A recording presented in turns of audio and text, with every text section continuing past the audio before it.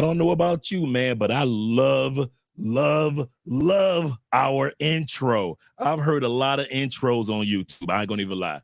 Some of them good, some of them decent. But man, when I hear our intro and I see our video, man, it lets me know that it is Sunday night. Even though there's some NFL playoff games going on, you guys are here with us. We got a great show tonight. We're going to be doing an interview with our brother, our friend, fellow traveler, my boy, straight out of them Dallas boys, them Houston boys, them Texas boys, all them boys that's down in that area. Them Dallas Fort Worth boys at it again. They're at it again. All right, guys, we're going to get started in a few moments, but you already know how we do. First of all, just want to make sure you guys subscribe to the channel. Click that like button. We like you. Make sure you like us too. I won't get a chance to do my normal, like 30-minute intros to everybody. So guys, hey, roll with your boy. Shout out to you. Make sure you guys keep those super chats rolling in. Do not embarrass me in front of company. Make sure you click that like. We got it tonight, guys. Not company. Make sure you click that like. If you haven't subscribed already, click that subscribe button. In the building, first of all, with the, so if we want to give you a shout out, make sure that you at least donate at least $2, brother. Support Black male media. Also, shout out to you, Black Nubian, in the building. Canadian boys are always at it again, but I do got to give a quick shout out to the first brothers that show up. Excuse Entertainment in the building. Shout out to you, brother. Make sure you guys subscribe to No Excuse. Make sure that you drop the link to your channel so guys can subscribe. And my boy Ozzy, he was like here, like forever in a day. Shout out to you, and shout out to all my homeboys. You better back the fuck up out my face, goddammit. I'm from Detroit, Michigan. Don't play with me. Shout out to all you Detroit boys, third shifters, all you guys that are second shifters, all you guys that are sitting back at home listening to us while you watching the football game. Shout out to Detroit Lions once again. You better back the fuck up out my face, goddammit. I'm from Detroit, Michigan. Don't play with me. That's exactly what Lions about to do the Rams tonight. So at the end of the day, guys, definitely make sure that you tune in because we got a great one. We're going to bring our guest up. And remember, guys, that we have some drink breaks tonight. So definitely, I'm drinking water right now, but don't have your boy drinking by himself later on. Shout out to you guys. Let's get ready to get started. Also, my man Charles Moreland in the building. Love from the Moreland movement, that Moreland family, the Moreland clan. Yes, shout out to you guys. I'm glad that you made it in here, Charles, as well as everybody else. And let's get ready to get started. First of all, we're just going to do a quick break. Let you guys enjoy the break for a sec. No. We ain't going to go that route yet. We're going to let our guests come up, and we're going to get started because we don't waste his time nor your time. And shout out to my man also for the $5 super chat. My man, keep holding down Colombia for the brothers. Make sure that we catch each other, make sure we watch each other's back out there. Yes, sir, Crypto. You are absolutely correct. Crypto Bro. I like that name. Crypto Bro in the building. My man, Mike T. That's family right there. Shout out to you, Mike T, for being here with the $10 super chat. Shout out to you, brother, also. I appreciate that, brother. I appreciate that. And since you guys sending out the super chats in advance, we're going to do, hey, let's go ahead and do the ice break in advance.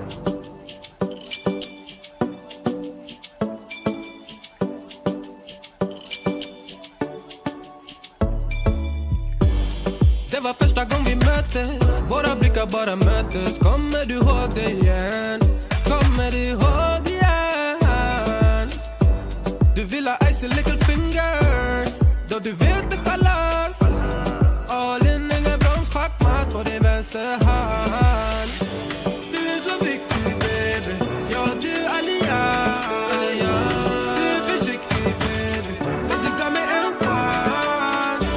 Det är 50-50, baby. Men det är balans. Jag växlar upp med dig, baby.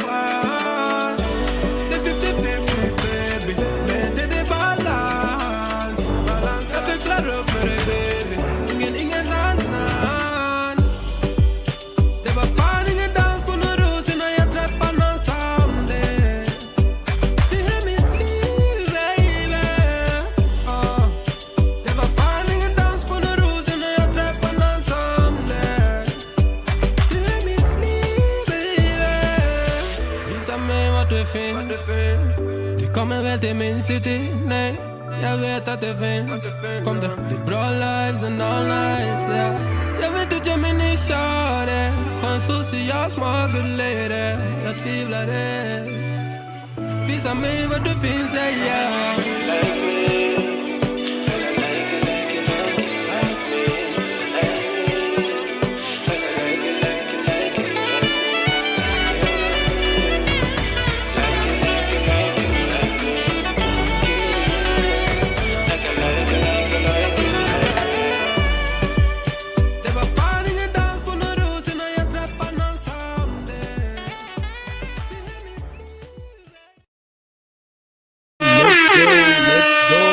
Shout out to my man Jimmy in the building, also with the $5 super sticker, also with the $5 super chat. Shout out to you, brother. And what we're going to be doing now, we're going to be bringing up our boy Auston Holleman right now. We're talking about a brother that is done quite a bit over the last. Let's just bring him up. Andre talks enough. Let's bring my man Auston up right now. I'm talking about Mr. It's That Bad, Mr. Baby Ears Foundation. Yes, all of us with little ears. Shout out to all of us grown men with the baby ears. Shout out to all the brothers out there that have traveled from continent to continent. Shout out to the brothers that have confidence in themselves. You're young. I'm talking about Mr. Young Man that has done it all. I'm talking about my man, Mr. Controversy himself, controlled controversy that is, Auston Holleman in the building. Yeah. How's it going? Thank you very much for having me. It's good. How you enjoying yourself out there in Chile? I actually love it a lot. It's a little bit of an echo. Let me do this. Is it echoing in your end? Okay, it's good. It's good. No, you sound good. Perfecto. Okay, so I'm actually loving it a lot. It's very scenic. The entire city is surrounded by mountains. The food is amazing. Everybody's very friendly, warm, welcoming. It's a little more expensive than Paraguay, Paraguay and Argentina, but it's still about half of the cost with daily expenses than what you would spend in the States. But I love it. I'll definitely be back many times here in Santiago. I know a few people that have actually gone out there, a few friends from Colombia, as well as just expats that have gone out there. And they are surprised. What are at least 2 or 3 things that surprised you about Chile that most people wouldn't have thought about? Number one is how warm the people are, because people were saying that being black is hostile towards blacks here. That hasn't crossed my mind. I haven't even had anything close come to that at all. The weather is perfect, and like I said, the scenery is just breathtaking. There's a lot. It seems like the entire city is based around the view of the mountains, and it's probably it's better than Rwanda, I would say, when it comes to the views. Wow. I was going to ask you does it rank in your top 5 as far as scenery or scenic views? I would put it at.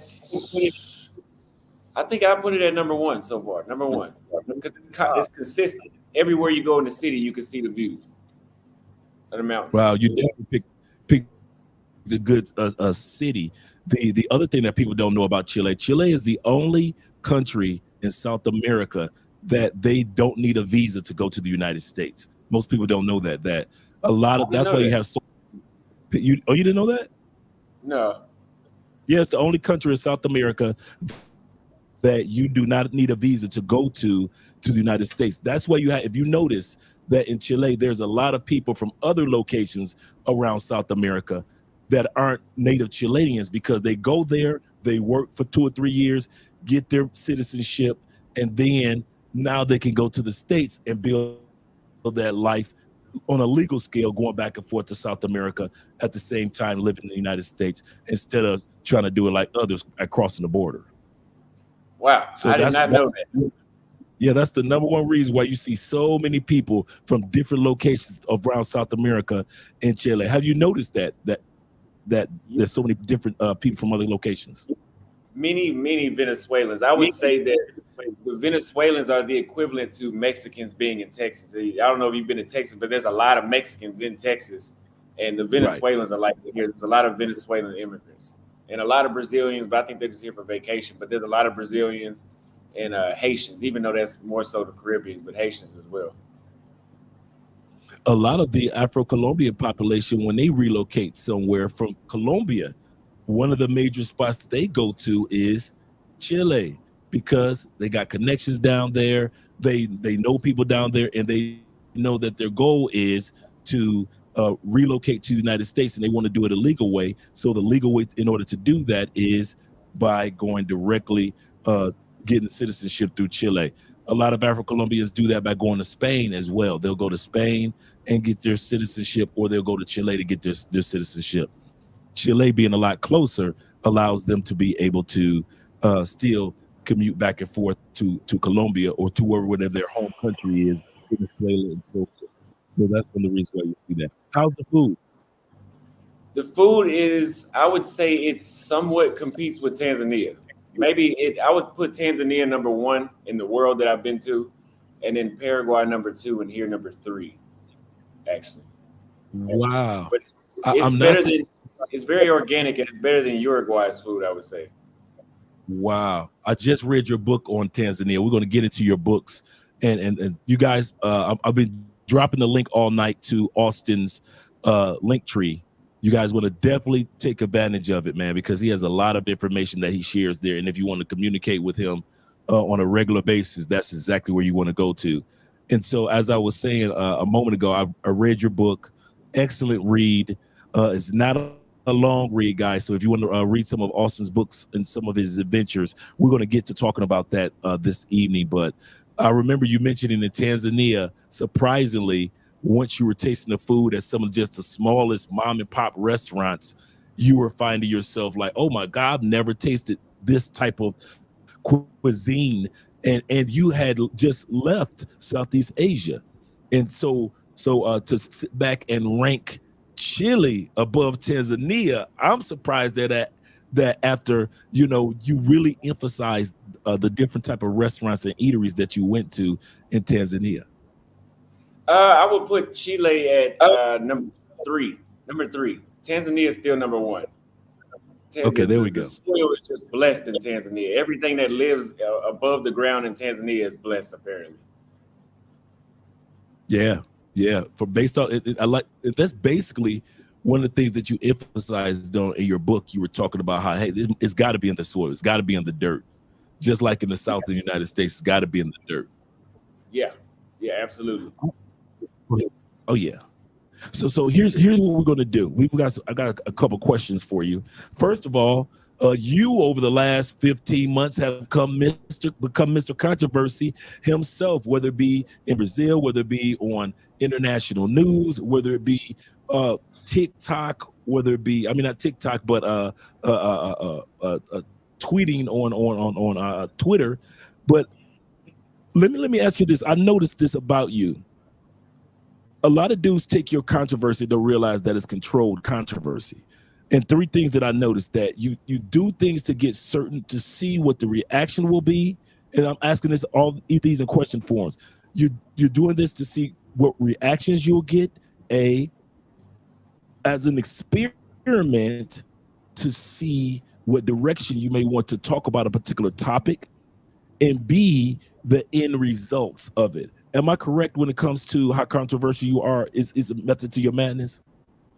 Yes, and I did that. I do like I said, don't consciously think about, maybe I'm doing this for a new video or a new topic that I have upcoming. But whenever I start to read the comments, that's why I make them very blunt.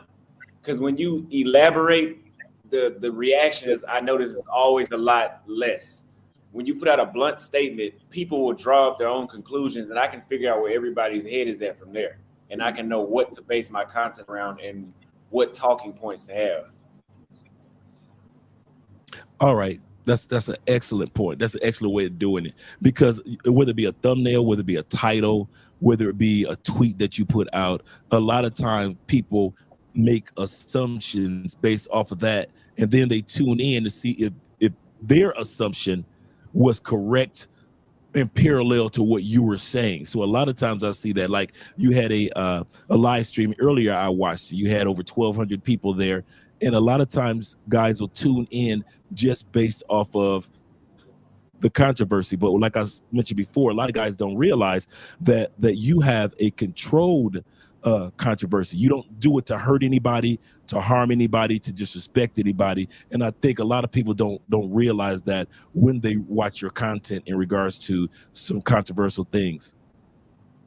Yeah, absolutely. I mean, like the tweet I put up earlier.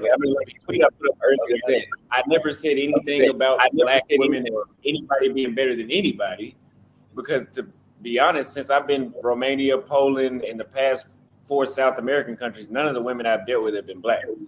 You know, they've pretty much all been European, or they've been the mestizo, or just, I guess the mestizo were more European in their blood. So they can't really come at me and say, oh, you don't like the white women or the non-black women yourself, because that's just not true. But I want to see where people's heads are at when I say that kind of stuff. If you want to, for those of us that didn't get a chance to see the tweet, could you emphasize on what the tweet was and some of the responses that you've gotten so far? For today. So, for example, the tweet was that black men make excuses to deal with white women, to any excuse to deal with white women. And that I knew I could have added to that, but I also knew what type of reaction I would get. And so I have some dudes, I even had one dude say, why would we need an excuse to date the superior woman? As if they view that this woman is above them, which I would have never said that. Even if that's true, I don't think I've ever would have said that. But I noticed that, and then I noticed some people brought up the whole Brazilian feminists going after me last January and saying, oh, we defend you, now you're attacking us.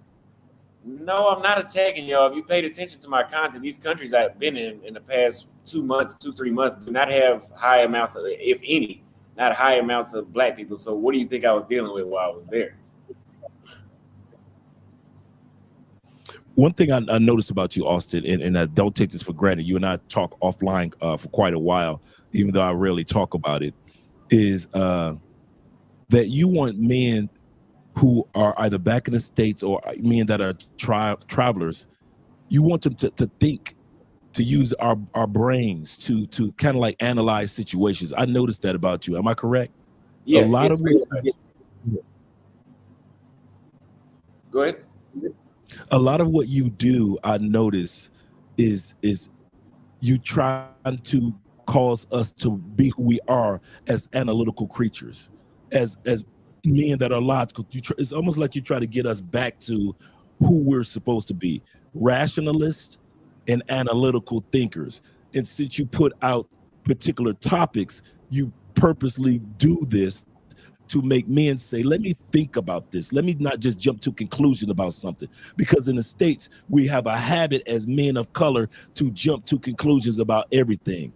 But you can't take that habit outside of the States. So what I noticed that you try to do, you try to cause men to start to use that part of them that always existed in the States, but the States kind of pushed it down.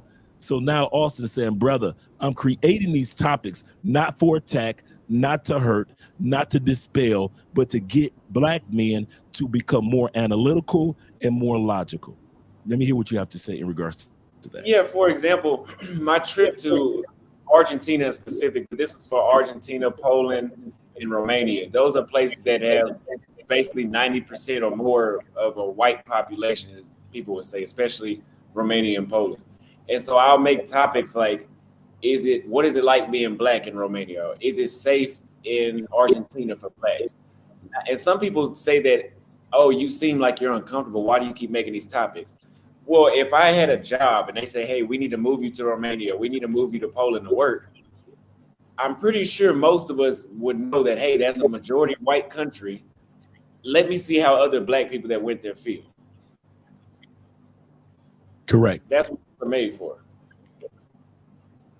I noticed that even in your writing is, if you guys haven't, like I'm about to say this, guys, if you guys haven't had a chance to read some of Auston's writing, man, the stuff that you see on YouTube, you don't get that.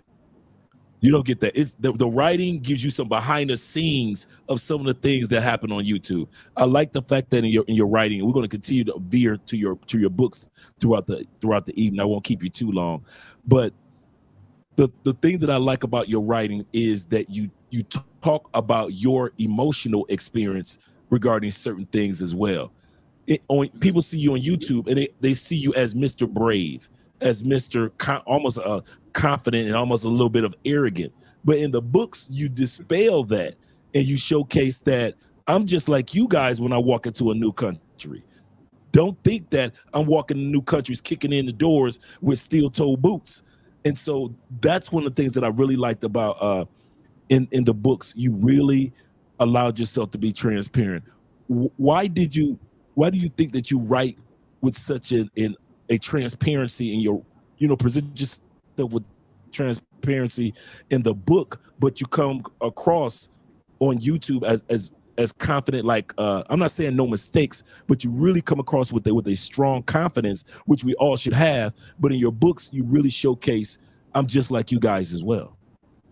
Well, I do that because I want the reader to be able to actually feel exactly how I felt, because I know I'm not the only person that's felt that way when they went to Africa or whenever they went to these other countries, about feeling like, well, for example, when I was in Romania, I went from Africa, which was basically completely black, to completely white. And whenever I write a book about me going to Europe, I'll talk about how it seems like everybody's watching me, and I don't feel as comfortable as I was 2 weeks ago in an all black continent, basically.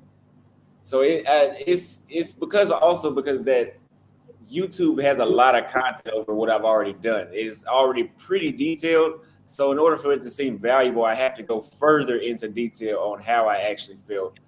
Things that I couldn't talk about on YouTube because it wouldn't be appropriate for YouTube. I can go further into detail about every day that I was having there. In your book, and I hope I'm not stepping over the line, in your book, in a few sentences, you mentioned reaching out to your, correct me if I'm wrong, reaching out to your parents, plural, to whereas people think, they only assume that they only hear about your mom. They think that, that you don't have a relationship with parents. And that's another thing that I really enjoy that you emphasize on. You want to talk about, if you don't mind, talk about that you have a relationship with both of your parents? Yeah, I know my father just as well as I know my mother. They didn't have the greatest relationship when I was growing up. So it was kind of like it was kind of like a two-parent household, but they just didn't live together and they didn't get along all the time. And it got really bad sometimes, but I love my dad just as much as I love my mother. I don't know my dad or nothing like that. I know him very, very well. And I talk to him every day. Yeah, that definitely, see, that's in the book, and that dispels, and that's why I say I don't want to cross the line and go off into your business. But the only reason I mentioned it because it was in the book, and B, the reason I mentioned it because I don't want women in the States or even men in the States to present a false narrative about you of, well, he comes from a single parent household and so he probably bitter with women, and he doesn't talk to, or his dad has passed on, or he never talks to his father, and that could be further from the truth, correct? Yes, very far. That's good, man. That's good to hear that you, like I said, that's the first time that I've either noticed it or took note of that. And I like the advice that they gave you. Hey, if it ain't your spot in a couple of days, move on. Don't sweat it too much. But it turned out to be one of the best adventures. The other thing that I like in your book on Tanzania, and we're going to go and talk about a segment in regards to your book and books. What I like about Tanzania book, what kept me going, guys, if you want to read Auston's book, he puts in a hook that I don't think he realized he put off in there. When the one female friend calls you, it gives you a warning. And so now the rest of the book is like, in my mind, I'm riding this adventure of, is he going to heed the warning? Is he going to, or is he going to fall into the trap? So the rest of the book, like I said, it's only like a 70+ page read, but now you're on this adventure with Auston. Did you realize that you put a hook in there like that to catch people's attention, or that you were just telling your story? So actually, I would say I realized it because when I wrote that chapter, I had already wrote that, And then I thought one day, oh, let me include that phone call I had with her. So the rest of the book became about that guy rather than the Tanzania experience. So I was like, okay, this is going to be like a mystery where they're going to want to see what happens towards the end, like you said. Yeah. Hey, I'll tell you something. After that phone call, I ain't trust nobody. Yeah. I kid you not. After that phone call in the book, I didn't know who to trust. All the characters in the book all of a sudden became suspect. I was as soon as I read that part out, that was really good. That was really, really good, man. And so, go ahead, Austin. No, I was saying thank you. Oh yeah, man. Thank you for writing that, man. That was excellent read. So I'm looking forward to reading some of your other books. Quick question before we, and I know I'm jumping the gun in regards to the books. Are you planning on writing books about each country and experience that you had with each country, or are you going to do it in a? Because so far I'm seeing that you're releasing them by country, which is excellent. I was like, man, that's a great idea. But are you going to just do them and release them in each country and then put them together in one book series eventually? So for Africa, I did not write as many daily notes because I write notes daily on things, even just the small significant things because it'll add to the storyline. I didn't do that every single day. So right now what I'll do is I'll go back and I'll watch my videos. I have a good memory, so I'll go back and watch my videos and I'll remember everything I did that day. That's a benefit of me posting every day, is that I can remember every single thing that happened that day versus posting twice a week and I had to think a little harder. But for Africa, for example, Uganda, Rwanda, that'll be its own book. That'll be part of the Africa series, but I'll put those two countries together. And Zambia, Senegal, Ghana, actually Ghana could be its own book by itself. But Senegal, Zambia, maybe those will be by themselves. But Argentina will have its own book because it'll be about racism in Argentina, meaning I'll talk about my daily experience and talk about why I may or may not feel that there's racism. I will say when I went back a few days ago and I had a layover, the end of the book will talk about the experience I had in the airport. 2 experiences I had in the airport with racism in Argentina. But that's how I'm planning to do it. Okay. Let's take a look here. Okay. All right. So we already talked about Mr. Controversy himself. We already talked about, your experience in Chile. And I'm glad that you got a chance to go to the top of the tallest building in South America. I didn't even know that it was in Chile. You surprised me with that one. I was like, what? I said, I got to go there just for that. Yeah, just it was beautiful. And I could imagine the view. Yeah, that's what I was about to say. I could imagine the view. Now, I don't remember, was it in the heart of the city or was it on the outskirts of Santiago? Yeah, it's in the heart of the city. So you can see a full 360 view of the houses and the other buildings and the mountains that surround the city. Okay, cool. Perfect. Yeah, because I've always heard some great things about how it looks. As far as the women are concerned in Chile, I don't want to use the term rank, or where do they stand in some of the countries that you've gone to, some of your favorite countries when it comes to women, and where does Chile ranks when it comes to what you've noticed about women? And the reason why I say that is this. So I'm laying a foundation. It's because Chile is known for its rapid growth of feminism that's taken place over the last 5 to 10 years. About that, I have noticed that there are some women that show feminist traits, but it's just like Colombia and Brazil where it may be there, but it's not a turnoff from dealing with them altogether where it makes you not want to go to that country or you want to tell brothers to stay away from Chile. I would rank them, if we want to talk about my overall experience so far, I would put Chile at, I would say maybe number 4 world out of the 18 countries. 19 countries. Why? There's a variety. They have, just like the rest of South America, it seems like all of them are in the gym. They're very approachable, very friendly. They have great conversation. They have beautiful faces. I haven't been with one long enough to know what it's like, being in the house with them. But overall, they don't have too many negatives about them at all. Not that I can name right now, pretty much. Okay. That's good package deal, in other words. They all around good package. even more than some of the places that you went to in Southeast Asia?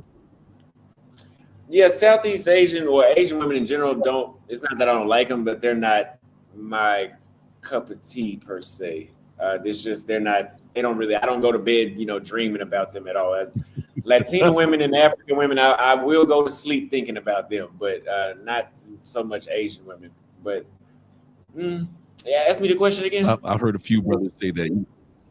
No, you answered it correctly, because the initial question was, where would you rank it? And I said why, and you gave an analysis of, basically they're the package deal, so that's why they rank so high. And then I asked you even more than Southeast Asia, and you, just like Tailor Made Dreams expressed, basically, there's nothing wrong with them. It's just not your cup of tea. Like you said, you don't go to bed dreaming about them. Yeah. Compared to Latin women or women of sisters. Yeah. All right. Some of the things that we were to talk about tonight when it comes to speaking of women, there was a topic that came up, and you were the right person that I wanted to talk to about it. And this is for you. We dedicate this particular topic, guys, to you guys in the chat, especially all you super chatters. Let me make sure you guys get your love. Shout out to my man once again, Black Newbie, them Canadian boys. Shout out to you for the $5 super sticker. Shout out to my man Charles also once again with the $5 sticker as well.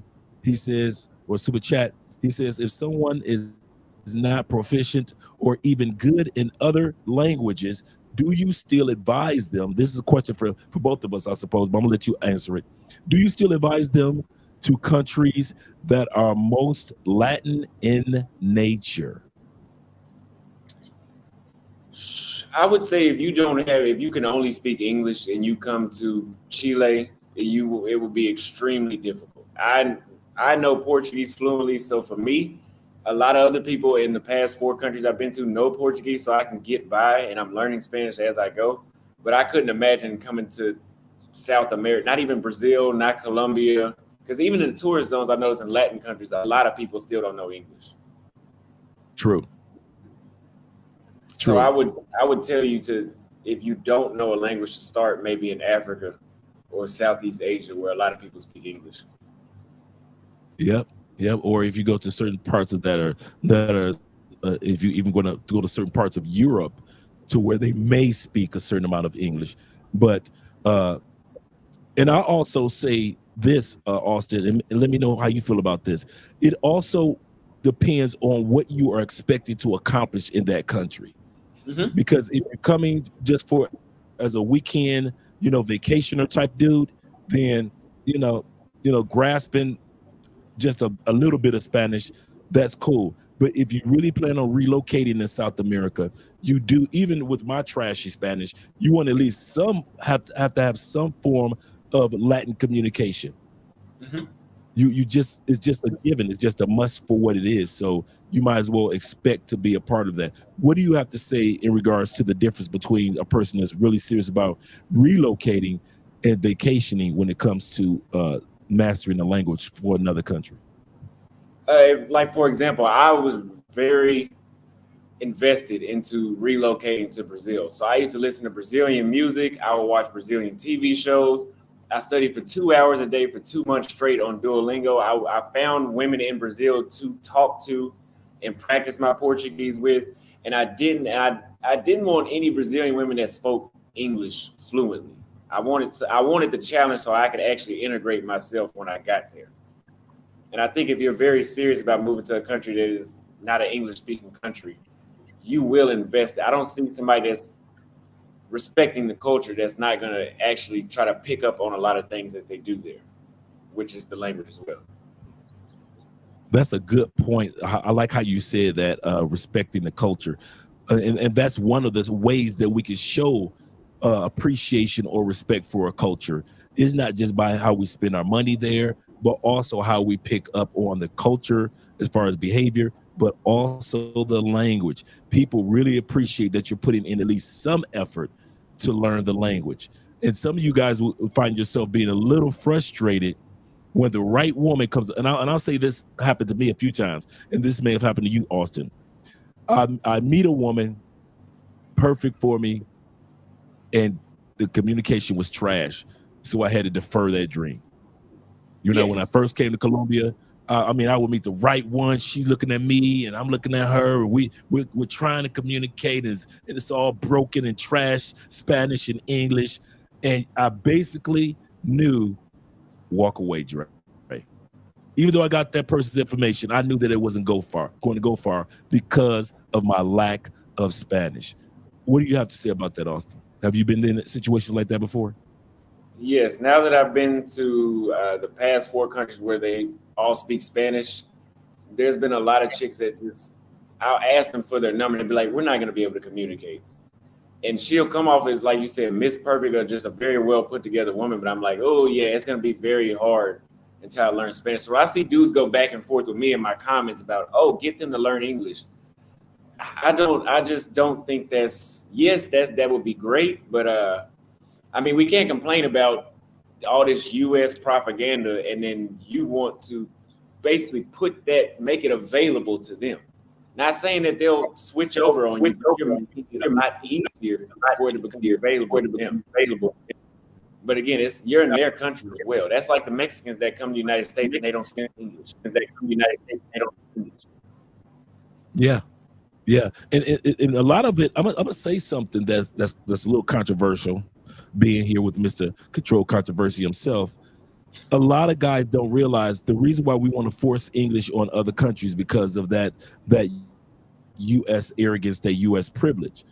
A lot of times we sit back and we think they should learn our way of doing things, and we sound just like our Caucasian brothers that travel to other countries. I'm gonna say this again: we sound just like white boys that go to other countries, and they go, or white women that go Karen in other countries because that country hasn't grasped English. But you're in that Italian's restaurant, or you're in that part of Southeast Asia, and you're putting them down because they don't know your language, and you were the one that flew 2,000 miles, 4,000 miles to get to their country. And so one of the things that Auston is saying, he put in the work. And if you really want to be with these women in South America and feel safe or safer in South America and enjoy the culture for what it is, you're going to have to pick up at least Spanish or Portuguese. It is what it is. It really is what it is. Yeah, and I was also saying too, whenever dudes don't learn Spanish or they don't learn Portuguese, there's women for you, but they're not the most favorable women usually, because that means they probably dealt with somebody from your country before, which that's not always bad, but it might not always be the best plus either. They usually hang around the tourist zones, and they might carry a lot of traits that they've seen online. They might be a feminist. There's a lot of stuff with those women that are already fluent in English when you meet them. True. That's so true. Or they may be, because I learned this early.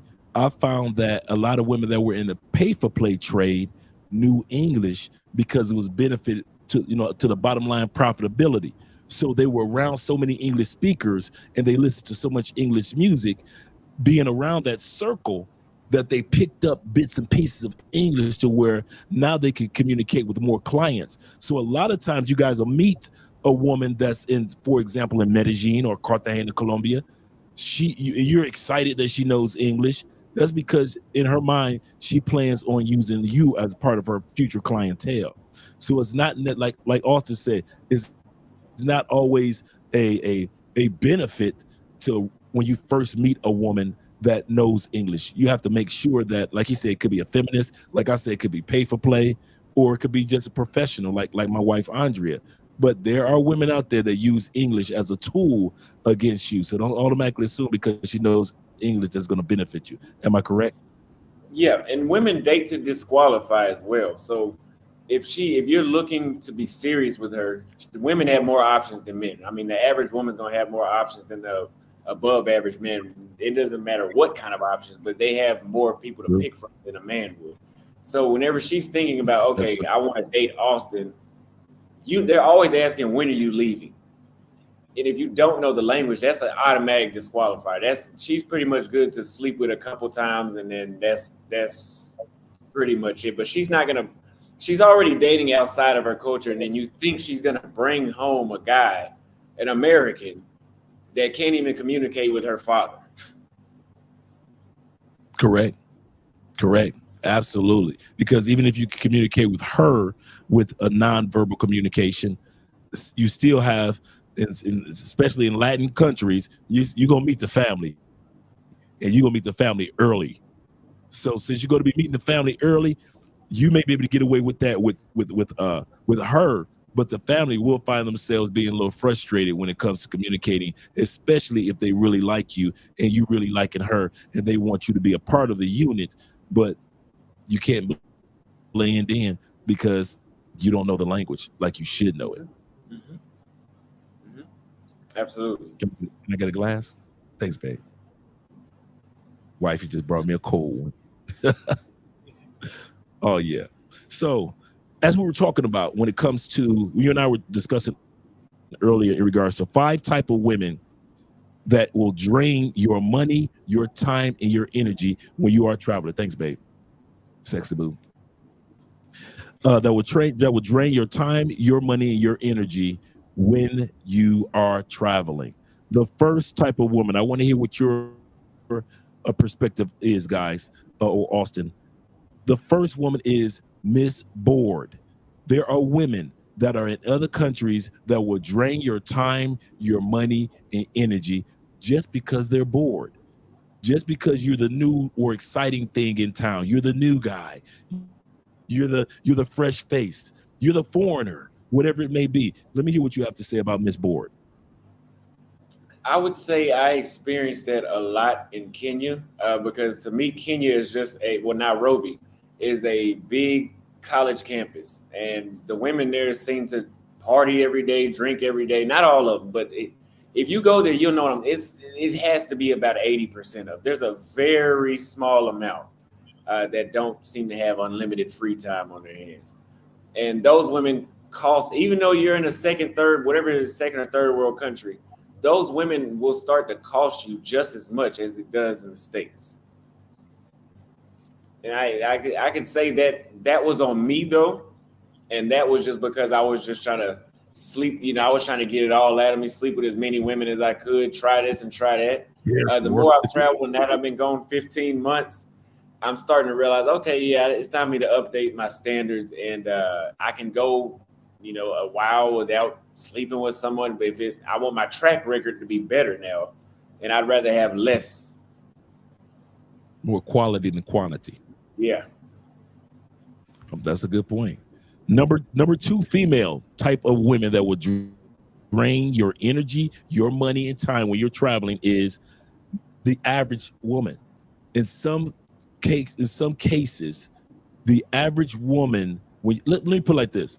In some countries, when we get off the plane, guys, we are in the top 10%.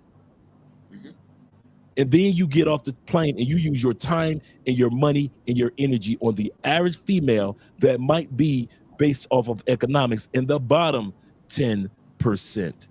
So the second group of women that will drain time, money, and energy are women that are on levels that are lower than what you are. Guys, you always hear me say you guys spend your time with beautiful bottom feeders, women that have nothing going on.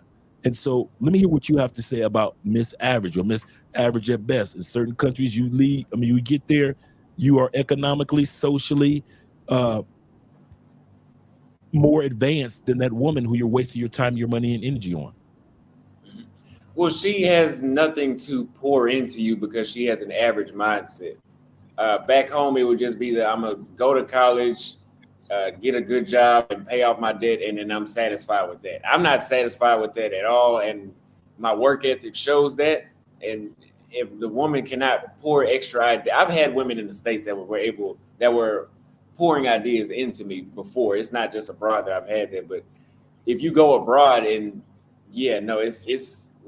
I'm having a hard time explaining. It's just not the best idea. You need to shoot for something that you feel like you actually deserve, especially if you're traveling for it. I want you to say that again in regards to you need to shoot for something that you deserve, A, and B, have you find yourself when it comes to now that you've been, you know, out of the States for 15 months, have you found your choosing signals when it comes to these women changing based on the type of quality? Like when you first left, you probably just gave the average Brazilian a chance. But now as you've advanced as a man, you start to realize like, okay, I don't certain women now I don't waste my time with anymore. Have you find yourself you know, that metamorphosis taking place within yourself when it comes to dating? Yeah, so this happened, I would say that was yesterday. And this is why I say by go for what you actually feel like you deserve. Where I was at yesterday, and she's a server, but beauty standards, I don't know her yet, but beauty standards, this is what something that I would really like want to brag about. Like, oh, look who I met today. And so those women, she didn't send any choosing signals. So those women I noticed actually want you to be the full aggressor, and they may like you, but they're not going to show you majority of the time. So I had to tell the server, they sent a male server to, and I said, tell her I'm not going to eat here if she doesn't serve my food. I want her to be my server. And she was so appreciative and just infatuated with the fact that I did that. She showed the highest interest. But if there was other servers and hostess in the restaurant that were choosy, but to me, they were kind of But 10 months ago, I would have been like, oh, that beautiful chick, she must not be interested. I'm just going to go for the one that has the highest interest. But it actually turns out the other way. And then when you get basically bullshitted by the average chick, it'll feel worse because you know that, like, oh, this is not even, you don't even deserve me. Like, and I'm letting you get away. Like, I'm letting you flake on me. I shouldn't even be talking to you. I have a friend of mine that when I was in the feds, changed my perspective of women before I even got out, right? And this brother I said his wife came to visit him, and gorgeous. I was like, wow, you know, we came back in after visitation. I said, how'd you get her? She's so beautiful and so, you know, just ladylike. And he was like, because I decided to never take a yes from an average woman and a no from an average woman. He said, I got a no one time from a chick. He said, I know I'm a doctor, I'm put together, I'm this and that and that. He said, I'm doing great. He said, and I walked up on a average woman, just regular sister, cool. She was just cute. He said, and you could have thought that this sister was diva number one, just walked off of somebody's runway. He said, from that moment on, I never allowed a sexy woman. I mean, he said, from that moment on, I decided the only women that will ever say yes to me are the ones that hold the qualities, not just physical, but hold the qualities that I really want. Or I would take a no from a woman that hold the qualities that I really want in a woman. He said, but I refuse to ever take a yes or a no from a woman that does not hold the qualities that I really want. And not just physical, but just in her how she presents herself, how she carries herself, all those little things. And so when I got out here, you guys know my motto. Everybody knows my motto. When you come to Cali, Austin, you're gonna know this. My motto is, I don't cheat, but I dance. And I dance with the best of the best of the best. And anybody that's been out there with me, they be like, Dre, you pick the baddest ones and bring them to that dance. Like I said, I am not going to get a yes I'm not going to get a yes, we'll dance for some big chick. No, that's not going to happen. And I ain't going to take no from a big chick. So if a chick going to say no to me on the dance floor, she going to be hot. But if she going to say yes to me, let's go hit this dance, she going to be hot. Or in the least hold the qualities of friendliness and the nice smile that I want, not just somebody because she's beautiful, but because I saw her from the other side of the room, smile, laughing, having a good time. So it's those traits. So I agree with you 100% in regards to when it comes to some of these average women, we are wasting time, money, and energy if we're doing this. And I know my story was kind of long, but let's get to the next woman. Miss Clingy. A woman in another country will drain your time, your money, and energy if she is too clingy. She ain't got no life. She ain't in school. She ain't got no job. She ain't got nothing going on, but she wants to spend 24/7 with you, and she try to block you from seeing other women. Mm-hmm. I would say that's a mix between Miss Bored and Miss Average. Because I think even the average chick with a job is clear. I actually experienced this in Brazil where she didn't want me. I'm in a new country. I'm in Salvador. I'm in a new city in a new country that I just moved to. And this chick would always call me. And the first thing she asked, where are you at? Like she caught me. Like, where are you at? Okay, I want to come over. She wants to spend the night. She wants to hang out until the next day. She'll go all the way to the gym with me. And then when I leave the gym, she wants to see me again. And honestly, I thought women lost interest the more they had you, but apparently that's not the case for all women, especially these type. But it blocks you out from your purpose. And if you aren't mentally strong and you don't cut her off, a lot of dudes will forget their purpose and just focus all in on the pleasure. And that's where the draining of the money, the time, and the energy comes in. And it may not be that person might be draining your money, but they may be draining your time, and they may be draining your energy from being around that person. Shout out to my man Aaron from Black Men's Travel. He said that when he was in Thailand, he was dating a woman, and he said within the first couple of days it was cool. He said, but then he said, well, I got business to take care of. You need to go home. He said, and this woman basically broke down in tears. What did I do wrong?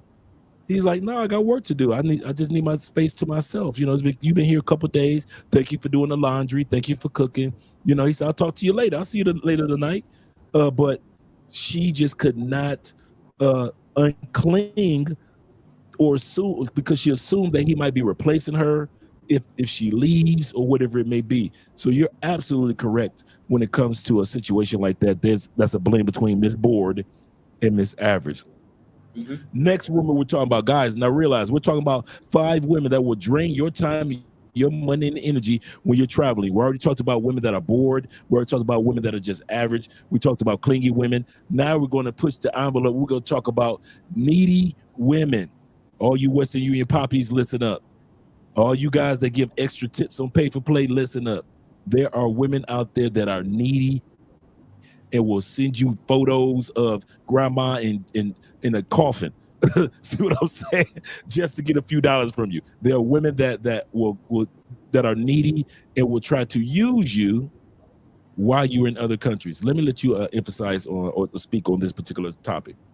So I actually had a video that went viral. I think it's really good that I'm a content creator when I talk about this kind of stuff, because I can get a global reaction from this kind of stuff. But I talked about when I left Africa and I went to Thailand a few months ago about how much better it felt to take a break from, and this is not all African women, but there's a lot of them that I was dealing with in Nairobi, that every time I see them, yes, I got something out of it.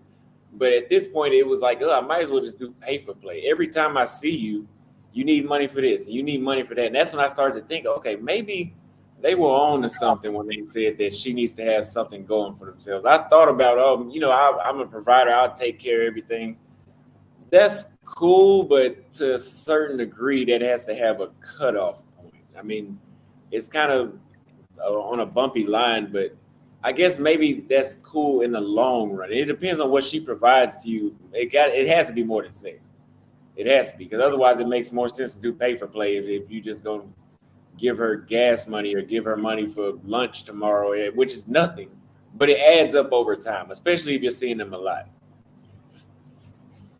Yeah, that's a good point. Ozzy says this, and he put in a question for him. He said, most Kenyan women ask for money? No, not really. But to some degree, a lot of them do have a long-term game. They might have asked for it up front, but they have a strategy when they're picking. A lot of them. Did you find that when you were in Southeast Asia, when you were in Thailand, women play the long game when it comes to economics? Do they play that long game too? Yes, they do. I would say the majority of dudes would say that they do, and they often, from the stories I've heard too, they often have some sort of game to get you 5 years from when you meet them, or they're gonna nickel and dime you for the next 5 years, and then you look up and you spent $200,000 on her and her family. I think that's more common in Southeast Asia as well.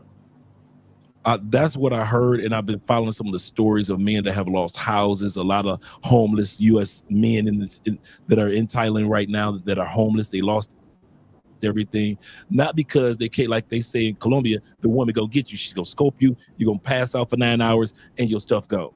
But I've heard that in Southeast Asia, what they do is they play the slow game. In 5 years, like you said, you've come out of 200,000. You didn't realize that you came out of that money. So you got do the situations like that. So you're absolutely correct. And like I said, when it comes to being needy, there are women out there. Their plan and their plot is to drain you of what you have. Mm-hmm. Let's go. You got another statement you want to make, Austin? No, I'm listening. Okay, the last one of the women, the 5 types of women that will drain you when it comes to your time, money, and energy while you're traveling is a woman that you allow to get too comfortable. This woman sat back and she just nestled into your life. You want to see other women, but you did, like Austin said, you decided to allow her to hang around, Miss Needy, hang around so long that now she's comfortable in your life. And she's also comfortable with her behavior in your life. You want to come down to a country where a woman can cook. This heifer ain't cooked for you nan time. You've been there. You want to come down that and be with a woman that wouldn't ask you and beg you for money. This woman is comfortable with asking you and begging you for money. Let me let you hear what you have to say in regards to that, Austin. So I would say I had this happen nearly in one of the last South American countries I went to, where there's a chick that I was dealing with, and she is always at work 7 days a week. And she got to a point where another expat that was in this country was telling me, like, over here, you're basically going to have to take them out of work. If you want to actually get to know her and spend more time with you, you have to take her out of work.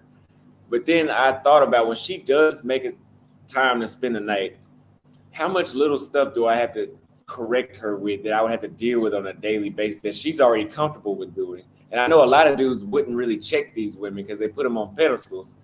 And that will slowly start to drain you. If you have to tell her, oh, make the bed, or I need you to wash these dishes, stuff that we complain about that women don't do in the States. If you see it happening abroad and you don't check it and you take her out of her job, the chances of her fixing it is slim to none. I think it should be handled before you take her out of her job. True. The habits should be built. Expectations should be made.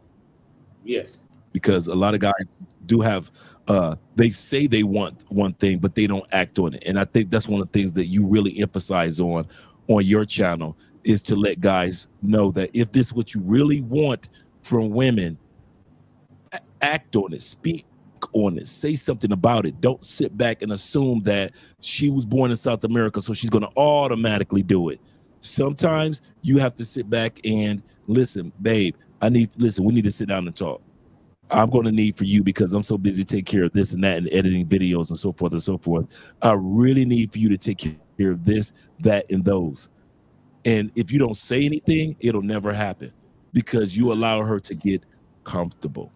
That's one of the biggest mistakes that a lot of dudes do. You allow the woman that you've been with 3-4 years become comfortable. Then all of a sudden you're the one that's making the bed every day and trying to take care of business and cooking your own meals and trying to edit videos and washing your dishes. But you were the one that took her out of her job, out of the element, just so she could be up under you and be comfortable. Mm-hmm. Mm-hmm. So we just talked about those 5 areas. Now let's talk about from Brazil to blessings.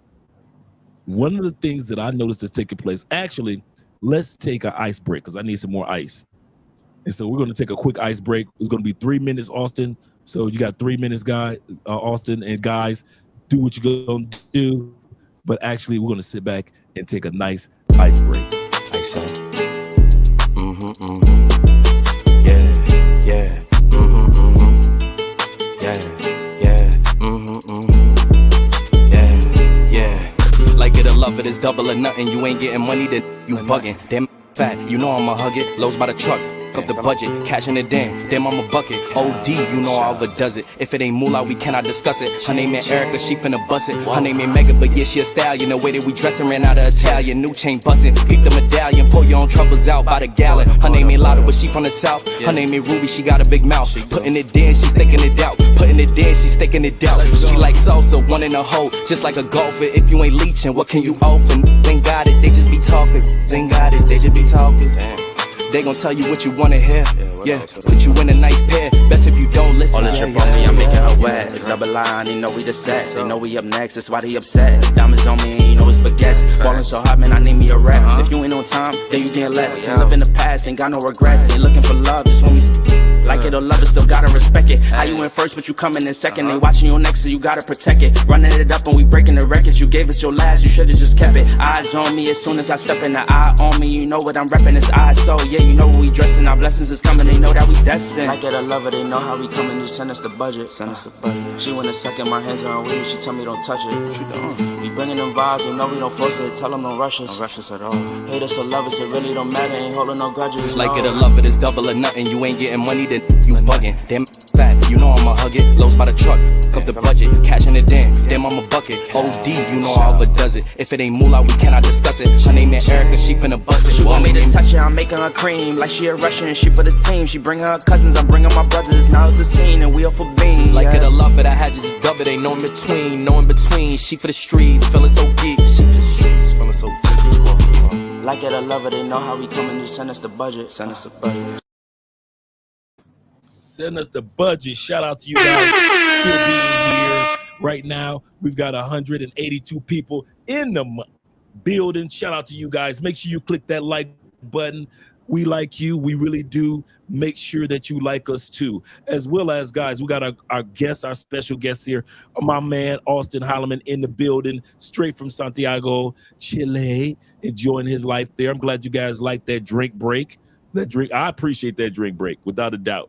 Got my fresh ice, so I'm good. But at the end of the day, guys, thank you again for all the super chats. Get those super chats up, guys. I appreciate it. Let us get at least 3-4 more super chats. Come on. Y'all love embarrassing me in front of company.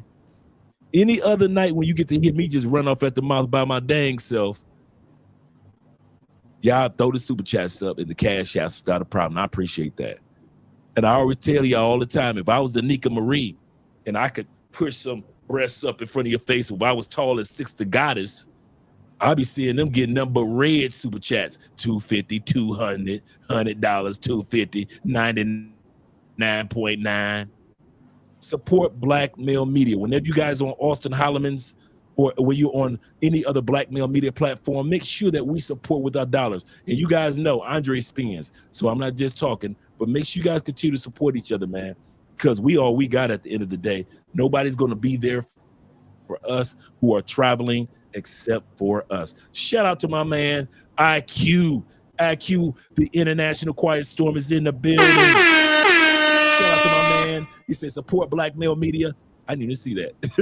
See, support black male media and passport bros, all you blue book gentlemen, all you third shifters, all you truck drivers, all you military brothers that are watching right now. Shout out to you guys for being here. And also shout out to the rest of you guys that are clicking that like button. Let's get back to our topic with our guest. One of the things that I want to find out about, because we already knew what took place in Brazil. We ain't got to run that gamble again.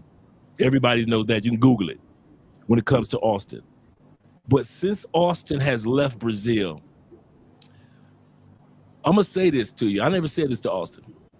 It reminded me of how God kind of nudged the children of Israel, the Hebrews, they weren't Israel yet, but the Hebrews in Moses out of Egypt. Even though Egypt was the land of gold and of milk and honey, God's like, well, I got other plans for you. But I'm in Egypt. God, come on, God, I'm Moses. I'm the Pharaoh's right-hand man. I'm the son of the Pharaoh. Come on, no, God, don't do this to me. I'm at the top of the top. And God's like, yeah, you think that's the top of the top. I got plans for you. And as we have all seen, one of the compliments that I've seen guys give you, Auston, is guys have walked through the journey of your maturity as a man, from how you dress, how you carry yourself, how you present yourself.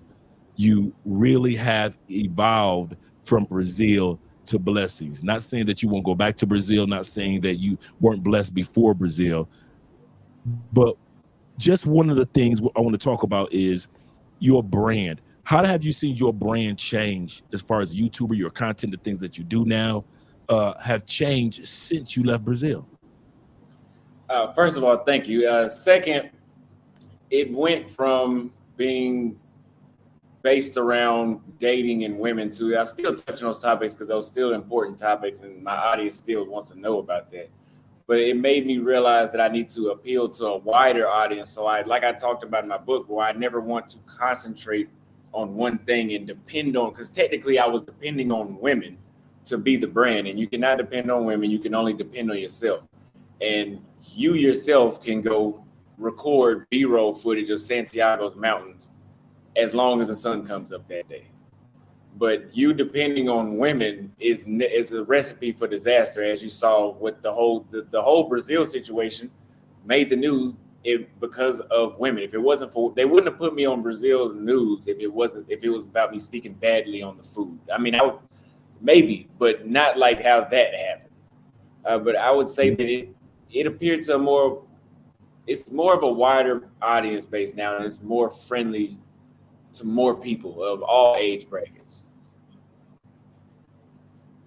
Because I did notice this, that especially when you were in Africa, you were interviewing more business owners, you were interviewing people from other countries that were successful, you were interviewing couples. So I started seeing the evolution of your brand just by, bringing other people that were over the age of 35 onto introducing your audience to these individuals that are out here being successful and accomplishing things.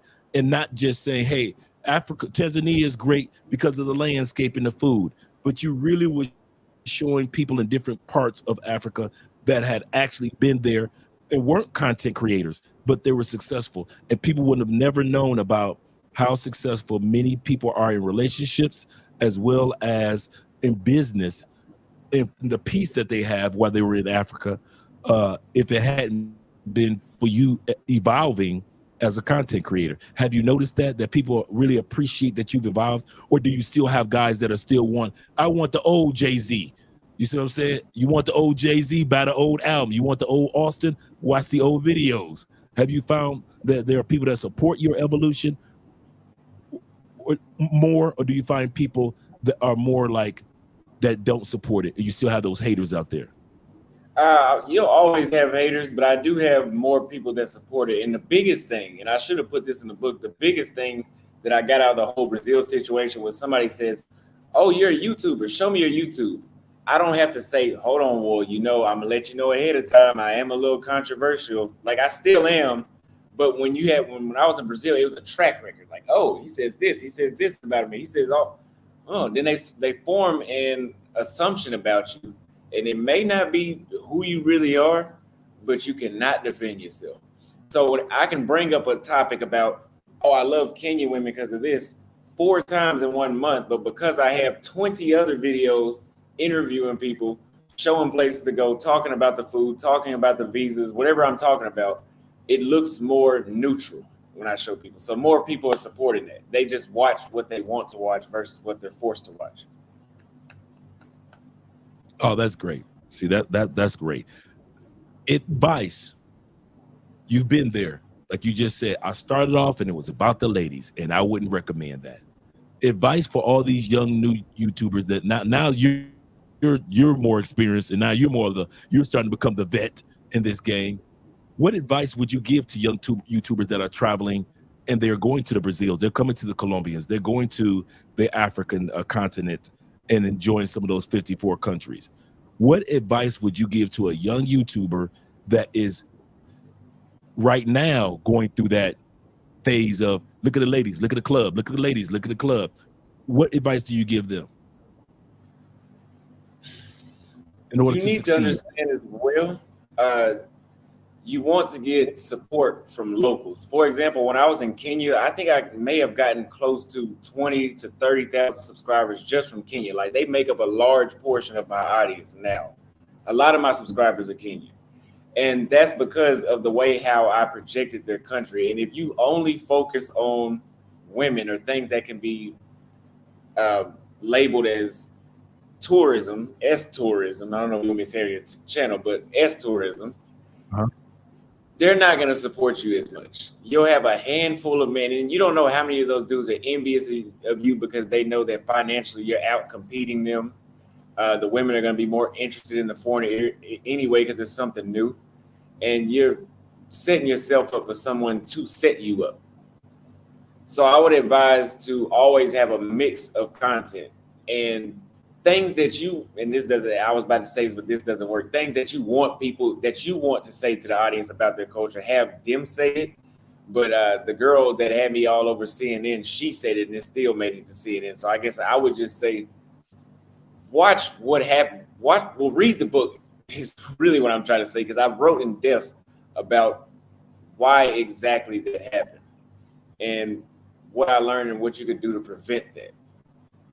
But just respect the culture and look at it from their point of view at all times. Every time I upload a video now, I always think about what would the locals think if they saw this. Before, when I was in Brazil, I really didn't care. I really didn't care. I was like, they're going to have to be upset.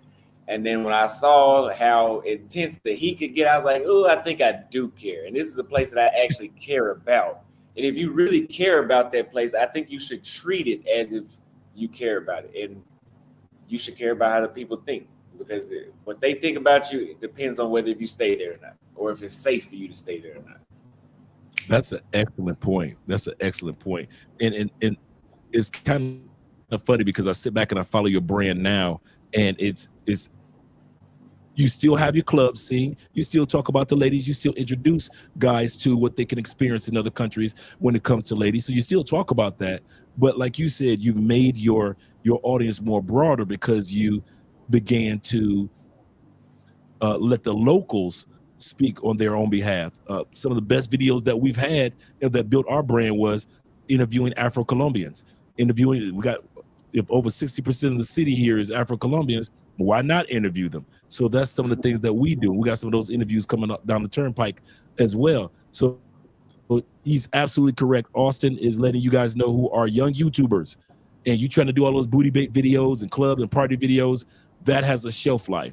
Ace Live proved it has a shelf life. That's why he evolved. Check and Effect proved that has a shelf life. That's why he evolved. If you notice, every person that has evolved from just doing booty bait thumbnails and talking about women all started off thinking that this was the cash cow. The ladies, that's gonna bring in the dollars. And then realize that after a while, the lady videos and the ladies themselves is a fickle market. So, and I'm giving you guys some great advice. That is a fickle market. So Auston, Tailor-Made Dreams, and he didn't show you guys ladies at all, but really let's go with Auston, Ace Live, Check and Effect, and a few, and even Marwa have evolved from just showing you guys the party, the nightlife, and only the ladies, to really digging deep and coming up and show you guys even more. That's what's going to show you guys, that's going to help you guys build your brand. And that's what we're talking about, brand right now. If you want to build your YouTube channel, you're going to have to do some diversification. It's easy to go to Cartagena, throw a camera in, in the nightlife at the clock tower and watch the paper play walk by. But I'm telling you, it doesn't pay as much. I'm going to say this again. Auston can attest. You see you shaking the head. A lot of you guys think when a video goes viral, and it has controversial content with the ladies behinds and a beautiful lady, you think that dude got paid well off that 100 to 200,000 views. No. Advertisers are like, yeah, we'll give you so much for that video, but you're not going to get that much. And then all of a sudden you got a video that has no women in it, and it is not controversial, and it's just you having a conversation. The advertisers say, hey, we like that video. And all of a sudden it didn't get as many views, and you got more money from that particular video than from the one that had the booty bait or the ladies in it. Am I correct, Austin? Yes, you need to appeal to as many advertisers as you can. And there's only so many advertisers that will advertise in a sexual space, per se. Sexualized content. Yep. That's an excellent point. Excellent point. Let me get back to our notes. And the next thing that I want to talk about is, we've been talking about it off and on. I'm gonna come to the super chats in a second, guys. Your books. What's the next book? I read Tanzania. What other book do you have out? Or are you working on? Let me ask you this. So I have the Tanzania book, and I have the book about the Brazil situation, the short read, but I'm working on my Kenya book next, and that should be a pretty long book because I had a lot of friends. I was there for 4 months, and I met a lot of people, and I did a lot of things that I would never have talked about on YouTube. Still currently going through some of those things. So there's a lot of things I could talk about in my Kenya book. And then I have some books that I wouldn't necessarily call them self-improvement, but just things I've studied. I guess you would call them people books or human nature books, some things I've noticed, habits that people have. One would be about envy and the different types of envious people I've met in my lives and why they do that and how to use them to your advantage. I have a book about that I write notes on every single day before I start. When I go back to Paraguay, I write it again because it's slow enough there for me to do that. And like I said, I have a book over every country. I want to talk about Black men dating non-Black women, Black men dating white women in other countries. I'm gonna wait until I go to Australia to do that one. But yeah, I have about 18 books in total that I have the title of the topic that I want to talk about. I know I can elaborate for a few hundred pages. That's good. That's good. I've got a couple got one that we're launching next month, so I'm excited about that. I haven't spoke too much about it lately, but we're launching that next month, so I'll be talking about it over the next couple of up and coming weeks. Also, I'll be speaking at in September for all you guys that want to have something to do this particular summer during September.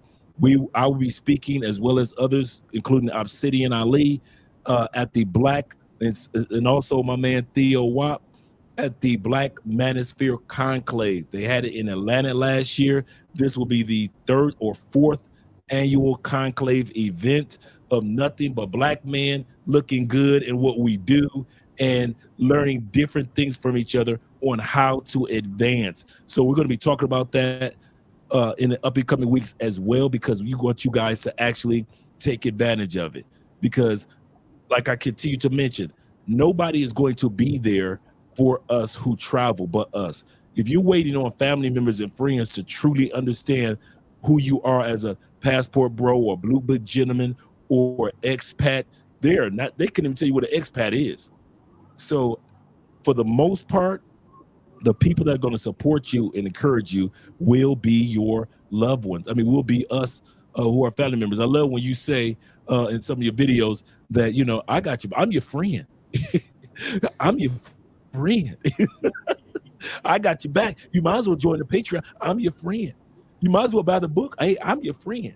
And you're right. A lot of guys don't realize that we don't have anybody else to be on our team but you. Let's take a look real quick, Austin, together at because I want to build this for us as well, man. I was very impressed with this when I saw this. We're going to look at your link tree and some of the things that you offer individuals when they click on it. So let's take a look at it together. Let me push this out of the way. I've had it pulled up. The first thing that Austin has for individuals when you go there is to subscribe. So you have the opportunity to click this, you put it in the agreement, and you go next here, which is very simple, to subscribe. Please put in your email. I didn't put in my email, so let me put in A Spence 2011, bada bing, bada boom. And it's processing for me. And then it's going to send you as an individual, it's going to send you a code to put in to confirm your email. So that's how that step is. The next thing that he offers you to take advantage of is sign up to learn to work and live abroad. So you can take advantage of what package he has regarding that. The next thing that he offers you guys, I'm gonna tell you guys something for real. let's go back to Austin and I for a split second. I'm going to tell you how valuable this information that Austin is offering is. When I came in 2016 and started traveling using my passport, I didn't have this. It wasn't any brothers around collecting data and then putting it in one location. When no brothers doing consultations to help us brothers travel and go to different locations and making it a lot safer for us. Nobody was doing this. So when I present information that has been created by individuals such as Austin, guys, I'm telling you, take advantage of it, because for a lot of us older dudes, and some of you guys that were in the military, or some of you guys have been traveling since 2003 or 1990, you can attest, none of this information was around. So let's go back to your information, Austin. I just want to let guys know how important this is. The next thing is blowing up the spot. What really happened in Brazil? Bum, bum, bum. If you want to know what really happened in Brazil, not just what the media had to say, not the stuff that Austin couldn't say on YouTube, and now he can say it, there we go. You guys can take advantage of that. Also, there we go. Free remote job list, digital nomad starter kit. Hey, for you guys that are tired of being 9-to-5ers in the States, you're tired of driving through that traffic, you're tired of coming home tired, and you know individuals like Austin and myself, Theo Wap, and other individuals are living proof that you could travel the world, you get online work opportunity. Take advantage of it. It's here. Like I said before, nobody showed me this. Tanzania, Stepping Stone into Life, the book that I read, excellent book. So if you guys want to click on here, take advantage of purchasing the book. Man, it's a great read. Also, some of the shopping for some of his products they has. Also, from t-shirts to mugs, whatever you want to have to support Austin and his endeavors, you can go here. Also, join the Discord. Like I said, networking with other men that are doing amazing things will help you with your journey of relocating. A lot of you are afraid to relocate or to travel because you feel alone. Let's be real. You feel like you're doing it by yourself. And right now, Austin and others are showing you that for relocate. Shout out to Theo in the building. I didn't know Theo was here. But Austin and others are showing you that you do not have to do this relocating by yourself. If you do relocating by yourself and it doesn't work out, that's your fault, because there's so much information out here that Austin and others are offering.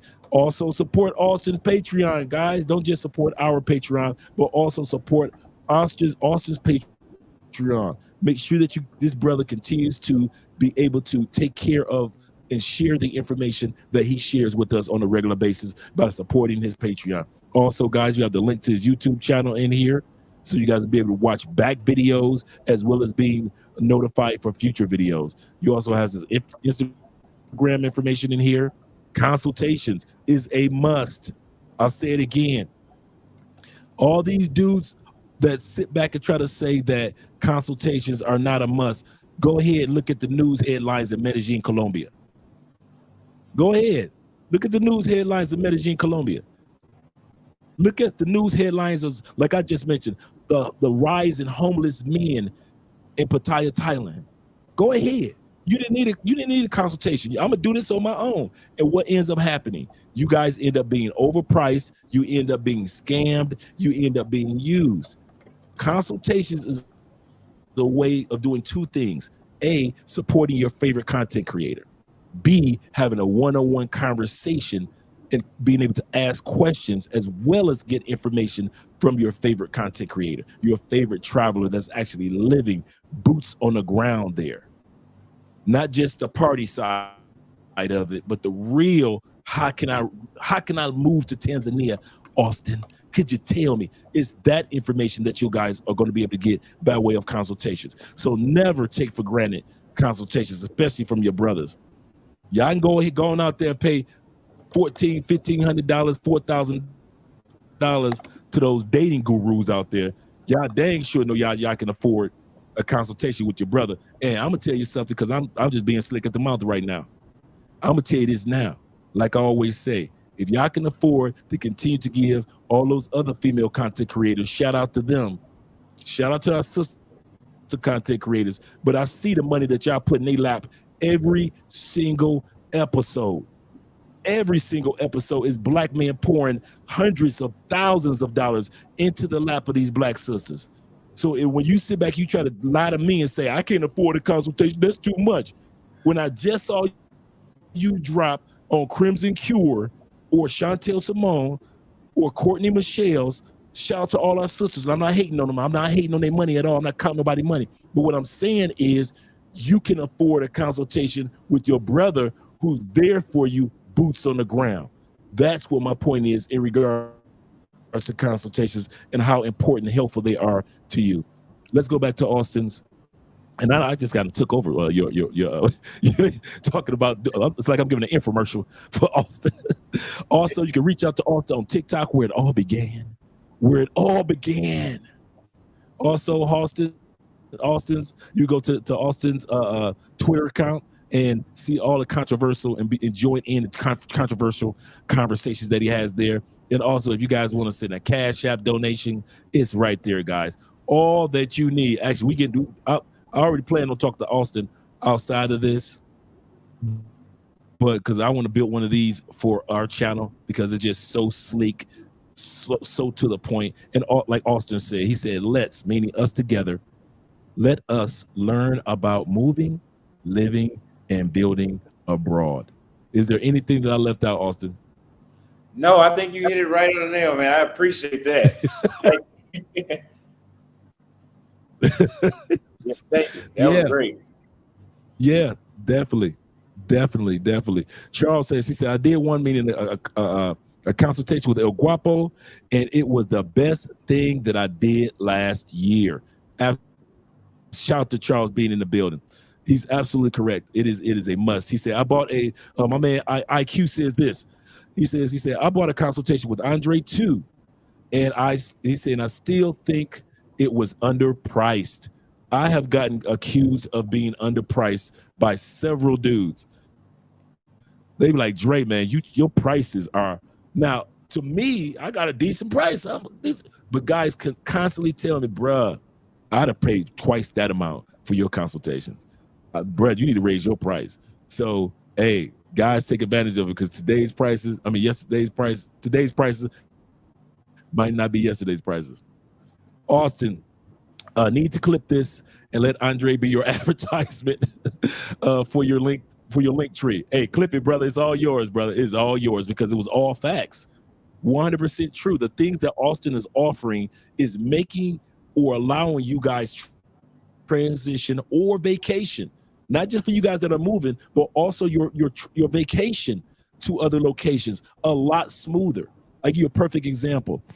When I do the consultations, I talk to guys about the Rappi app. It's a phone app that does food delivery here in Colombia, and it delivers groceries just like Uber Eats and all that stuff. So guys are like, okay, cool. But most guys don't know that same Rappi app delivers cash. I haven't been to an ATM, not because I'm afraid, but because I don't have to go to an ATM.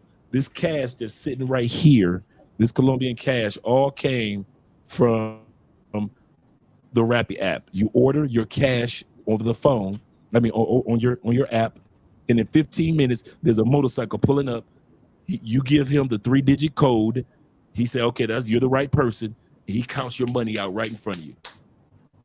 I don't go to the ATM. What for? I got the Rappi app popping up, and it charges just as much as the ATM. You guys wouldn't know that without a consultation. Now, I just told you, but that's important. It's those little things that Austin can tell you about Brazil, that can tell you about the places that he's been to, that can tell you about some of the places that he's been to in Africa, as well as Asia, as well as in other areas.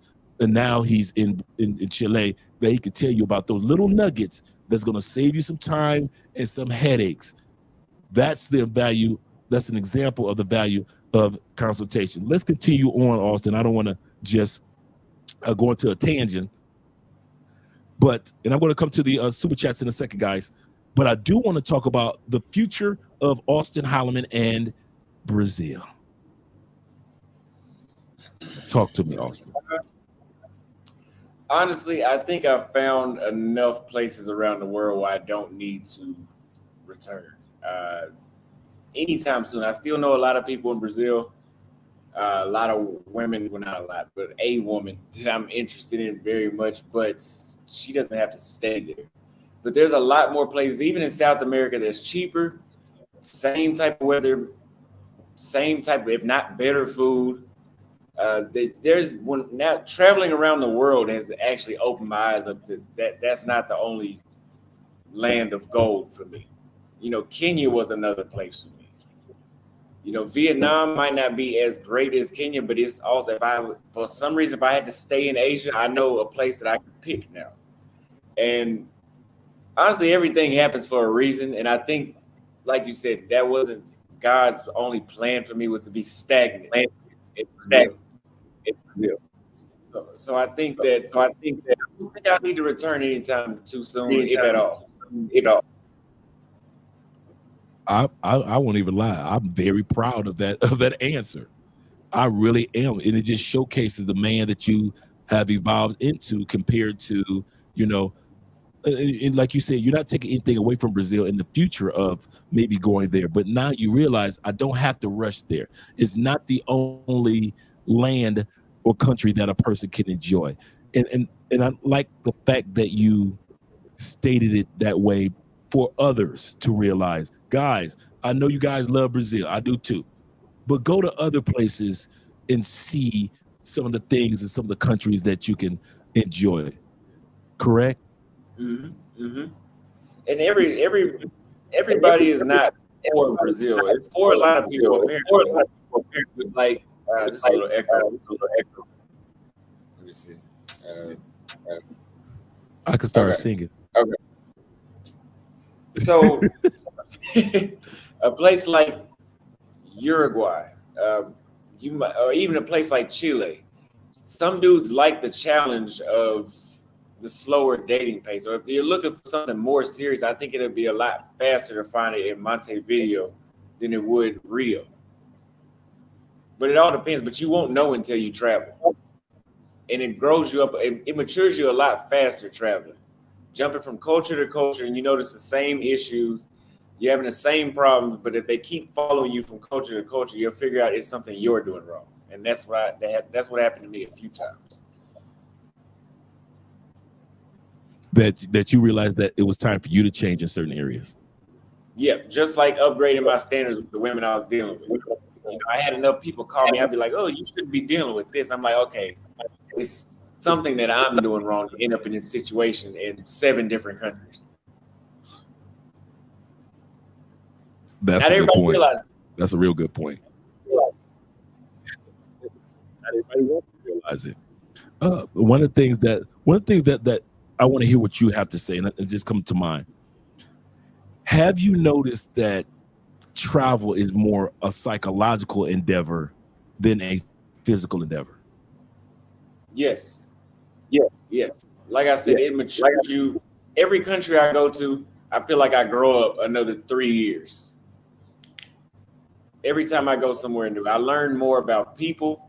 I learn how to deal with people. I learn about myself. I learn to have more empathy for others, all subconsciously. I don't consciously think of these things. I just notice over time it does that to me. Yeah. You find yourself. I give a perfect example. I was telling guys I had never got a custom suit, and I never told you this. I never got a custom-made suit until this year, and Andrea got it for me for Christmas. This is the jacket of the custom-made jacket. I wouldn't have got it done if I hadn't saw your suit. Bruh, when I saw that wine color suit, I was like, God, this, bro. Yeah, I got it made in this. I'm like, what? I said, you know what, Andre? Yeah, you need to gift yourself with a custom suit like that, brother, done. And so Andre was like, what you want for Christmas? I want a custom made suit. And Andrea just 2 or 3 weeks ago just took me down. I got my measurements, and I talked to the owner and his wife, and very professional. and got the inseam done. I got to choose the buttons. All that experience was like your first time sitting in business class of a flight. You realize I belong here. I belong in custom suits. As you go to other countries, like Austin is saying, you begin to mature in areas that you didn't realize or don't even notice that maturity or evolution is taking place. And so I just want to say thank you for looking so good in the suit, bruh, because you motivated your brother to go out there and get this custom suit from. It only cost me. I know it's not as much as it's inexpensive as in Southeast Asia, but for a custom suit to be made in Colombia, the jacket and the slacks are only $600. To where in the States, a regular suit will cost you $600 off the rack if in certain areas, and get a custom one, you kicking out a couple $1,000s. So believe you me, there will be more custom made suits made because you feel the texture and everything else. What's our point in saying this? It's psychological. A lot of your travel is a psychological exploration and experience as much as it is the tangible experience of the food and the people and the hanging out and stuff like that. But you really find yourself when you travel becoming a man among men. You find yourself becoming the most interesting person in the world, at least from your standards.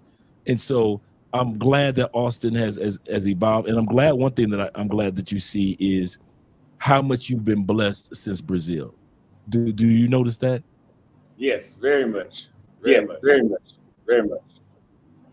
Look, I got one last thing I want to discuss with you. We already talked about your brand. We already talked about your, guys reaching out to you.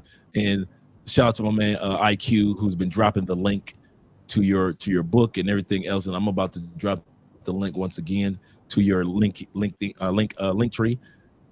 Let's discuss your 15 months, and let's discuss the people, the places, and self, the things that you've noticed that are commonplace among people in other countries. No matter where you go, you can kind of expect this no matter where you go. What are at least one or two things that you've noticed? So one thing that you brought up earlier, the five, what was it, 5 women that you said, Miss Board, Miss Average? That's everywhere in the world. It's not just limited to the States. It may be more common, but you can find the same issues everywhere. And if you do not adjust your mindset and you do not start going after what you deserve, you will end up in the same predicament. I've seen so many dudes in other countries in the exact same predicament that they were in the States. You also have scammers, just like the guy I wrote about in the book. That could have happened in Dallas. That could have happened anywhere. But that just because you're abroad does not mean your guard needs to be down, because these are a different culture of people. And people put Africa on this pedestal like there's no wrong that these people can do. And there's just as much wrong that they can do. There's plenty of people that will take advantage of the ignorance if you feel that way. This is so true, so true. When it comes to the places, 15 months abroad, what are some of the places, some of the things that you learned about some of the places that you probably had the American misconception about? And give me at least 2 things, or at least 2 locations that you said, I thought this location was, and I found out that it was. So I would say Tanzania, number 1, but I'd rather go with Kenya in this scenario. My entire life, I've never seen how Nairobi the way how I saw it. I always only saw safaris when they show you Kenya, or they show you some sort of political instability. Not saying that it's not there, but they only show you that. They only show you HIV and mosquitoes and starvation and terrorism. But when you get there, Nairobi is often called New York City of Africa. It has everything, just the amount of traffic, the movie theaters, the nightlife 7 days a week, the access to Uber, the access, everything that you need is in Nairobi. It is nothing like what I expected at all in an African country. Another country I would say is Uruguay. Not very many people know anything about Uruguay, but for it to look like a first world country when I got there was absolutely amazing. I thought it would be more just underdeveloped, kind of like how Paraguay is. Paraguay isn't completely underdeveloped, but it's not what Uruguay is. Uruguay, people have electric cars, they have electric buses. Everybody seems to be doing well for themselves. The people have, like, women have their own apartment and their own car. Not very common in a lot of these other countries I've been to.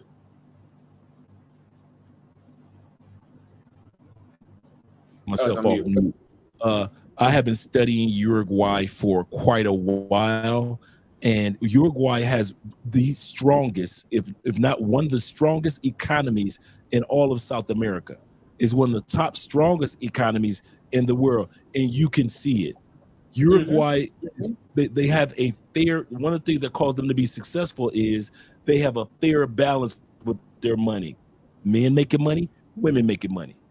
They try to keep, try to have respect in how they treat the poor or impoverished, a little different from how other countries do.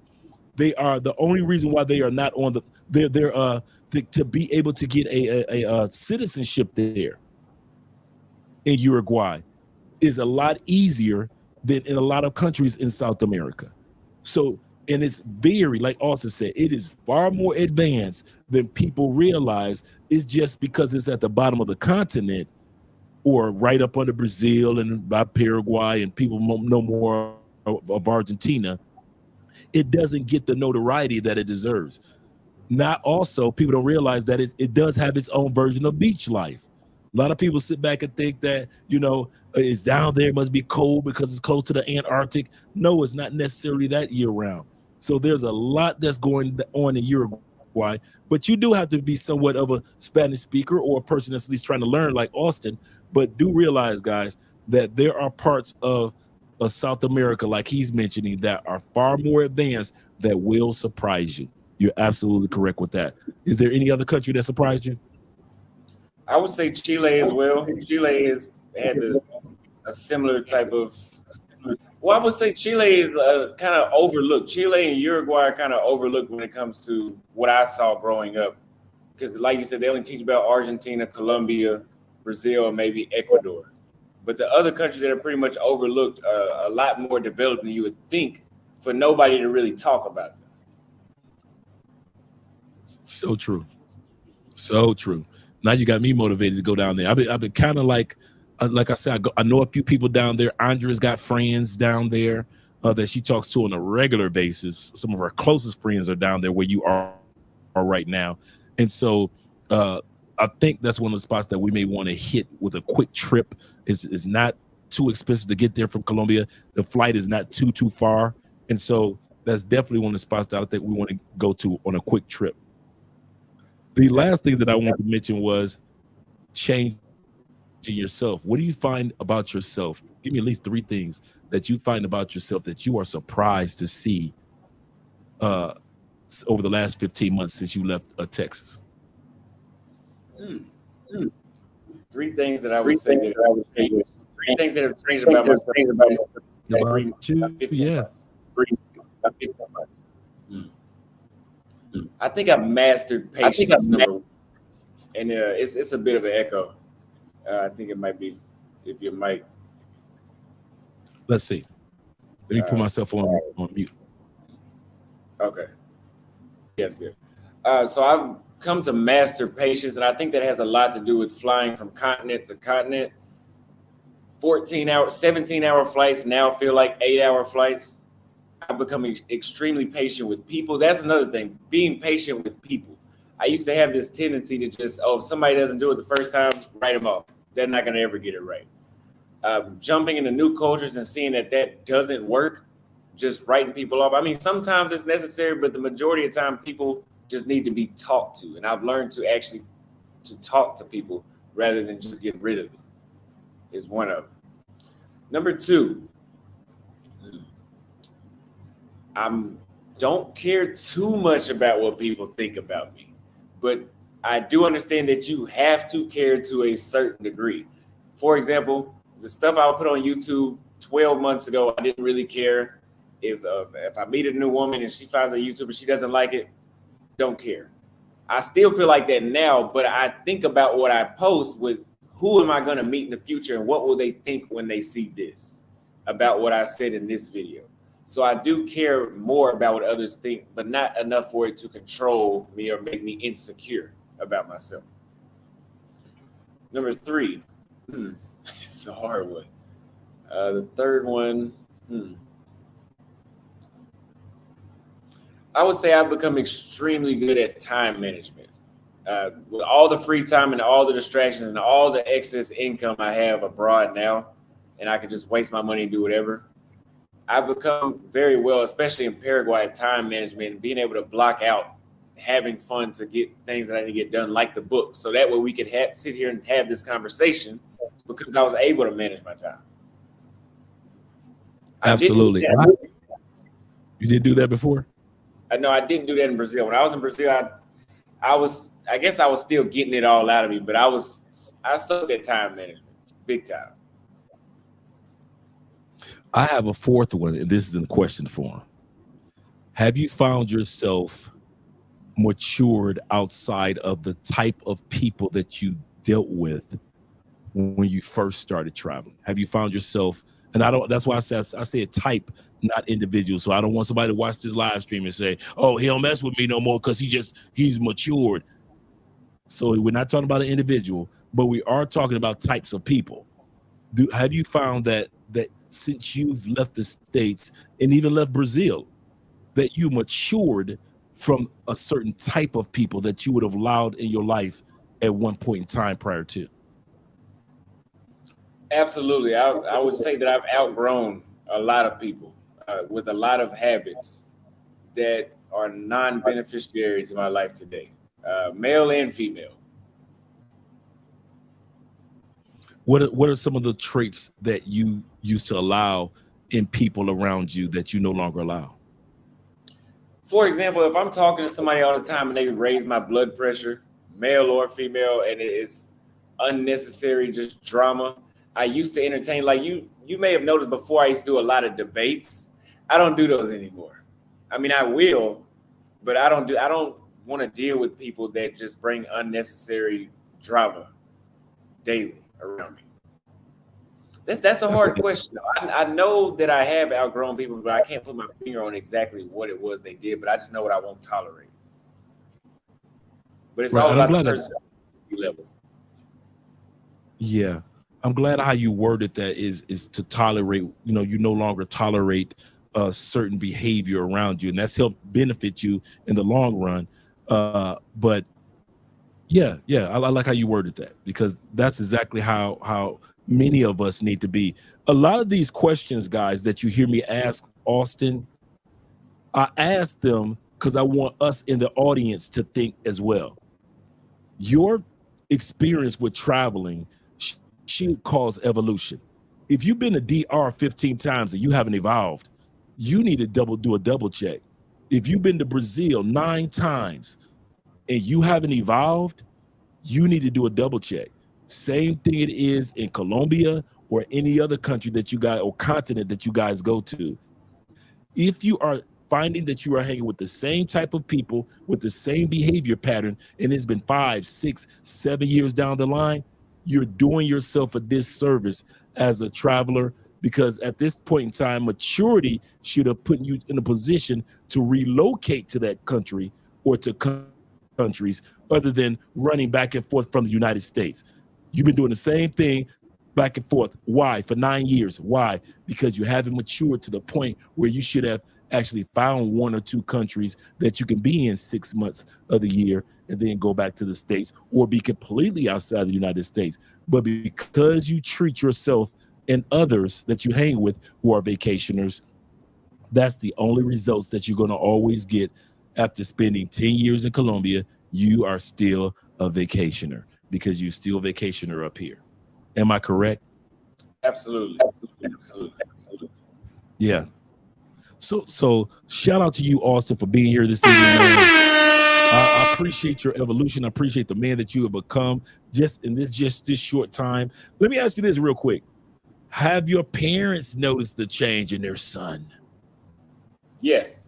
My mother reposts my videos. When I do podcasts or things like these, she'll repost them and she'll leave a comment about how differently I speak and where my mind is at now. Is that woman's baby? That's that woman's baby. She like that's a man right there talking. Yeah. That's exactly what she says. Because I remember, you know, when you left, you posted the video of your mom. I think you got a brother, right? Yep.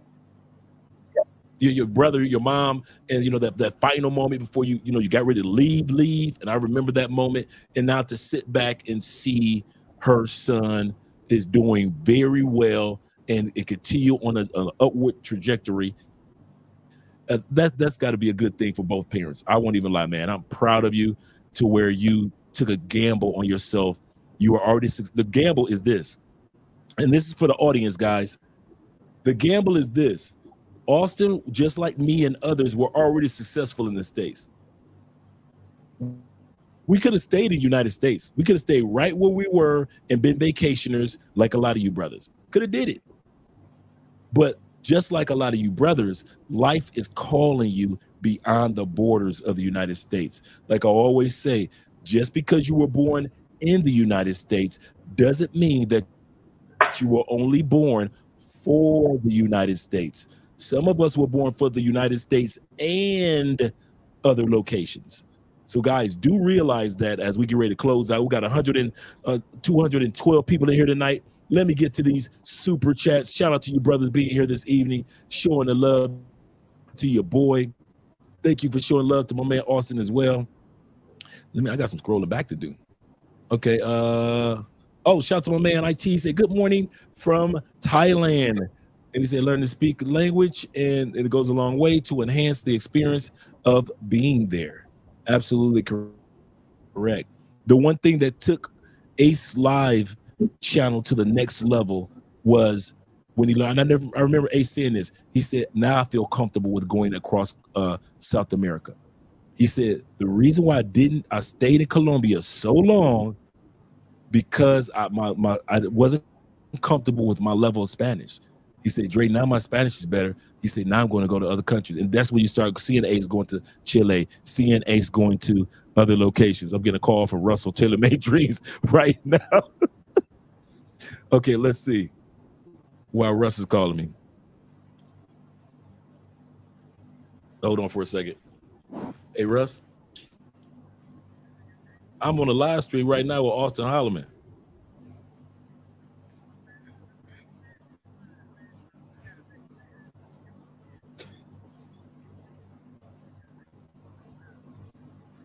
Okay, deal. Give me about, we're going to be on maybe 10, 20 more minutes. And once we get done, I want to give you a call immediately. Just give me about 10 more minutes. Yeah, give my number directly. Yep. All right, brother. Yes, sir. Much love. Okay. My man Russ Taylor Made Dreams. Shout out to that brother. And so get ready to call him back. Let's get back to these super chats. Shout out to you, brother. Once again, my man JT said hello, Andre, Austin, and the chat. Shout out to you, brothers, as well. And more for real. Man for real. Shout out to you, brother. To Man for Real for being here. Thank you also for the $5 super chat. He said, what's good, Andre and Austin? Two of my favorite passport-related YouTube channels. Sending love to both of you. I'm going to say something to Austin that I hope Austin realized. I was talking to a YouTuber, and all you travel YouTubers out there, listen to this. When I first started using my passport, and I didn't have nobody to come home to after work that I could talk to be the encourager. I had friends, but my friends weren't travelers. All I had was Taylor Made Dreams, Marwa, Ace Live, my man Jabril, Passport Heavy. That's it. There was nobody in Colombia. There was really nobody in South America. Maybe a couple of white brothers down here, but nobody else.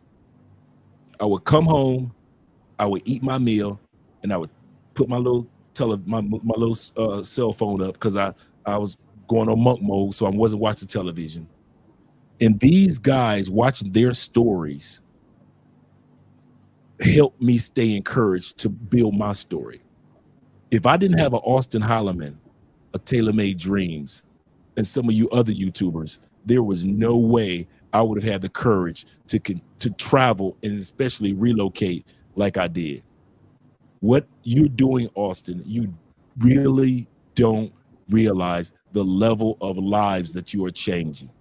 I still think about me as the guy that's sitting up there by myself eating my meal because I ain't smashing chicks in the States no more. So I'm cooking my meal for myself. I'm drinking my glass of wine and I'm watching Tailor-Made Dreams. So it is with guys that watch us now. That's how important Auston is, Tailor-Made Dreams is, Ace Live is, and all you other positive content creators are. It is not just about you. It is about your audience, because there's a guy right now that's teetering on whether he wants to stay in the States and still deal with that madness, or whether he wants to build a new life in a new location. So shout out to you, man, for real, for that comment, man, because that reminded me of me when I would just be at my home and I wasn't smashing a bunch of chicks no more, but I want to focus on traveling to another country. Let me ask you this, Auston, based off of what I just said. How was the final days or final months for you before you decided to move? Who were some of your motivators or examples of, I think I can do that? So I wanted to travel to relocate to Brazil. And the people I would watch the most was Dennis John Pierre, one master teacher, Skylar, and who else? I think those were my main two content creators that I would watch, because they had a lot of intel on Rio, and that's all I would watch. And I would just sit back. I didn't want to speak to anybody in Texas. My close friends, it was just, oh, you want to hang out? No, I'm just gonna keep cutting here and put my money to the side and figure out what I'm about to do when I get down there.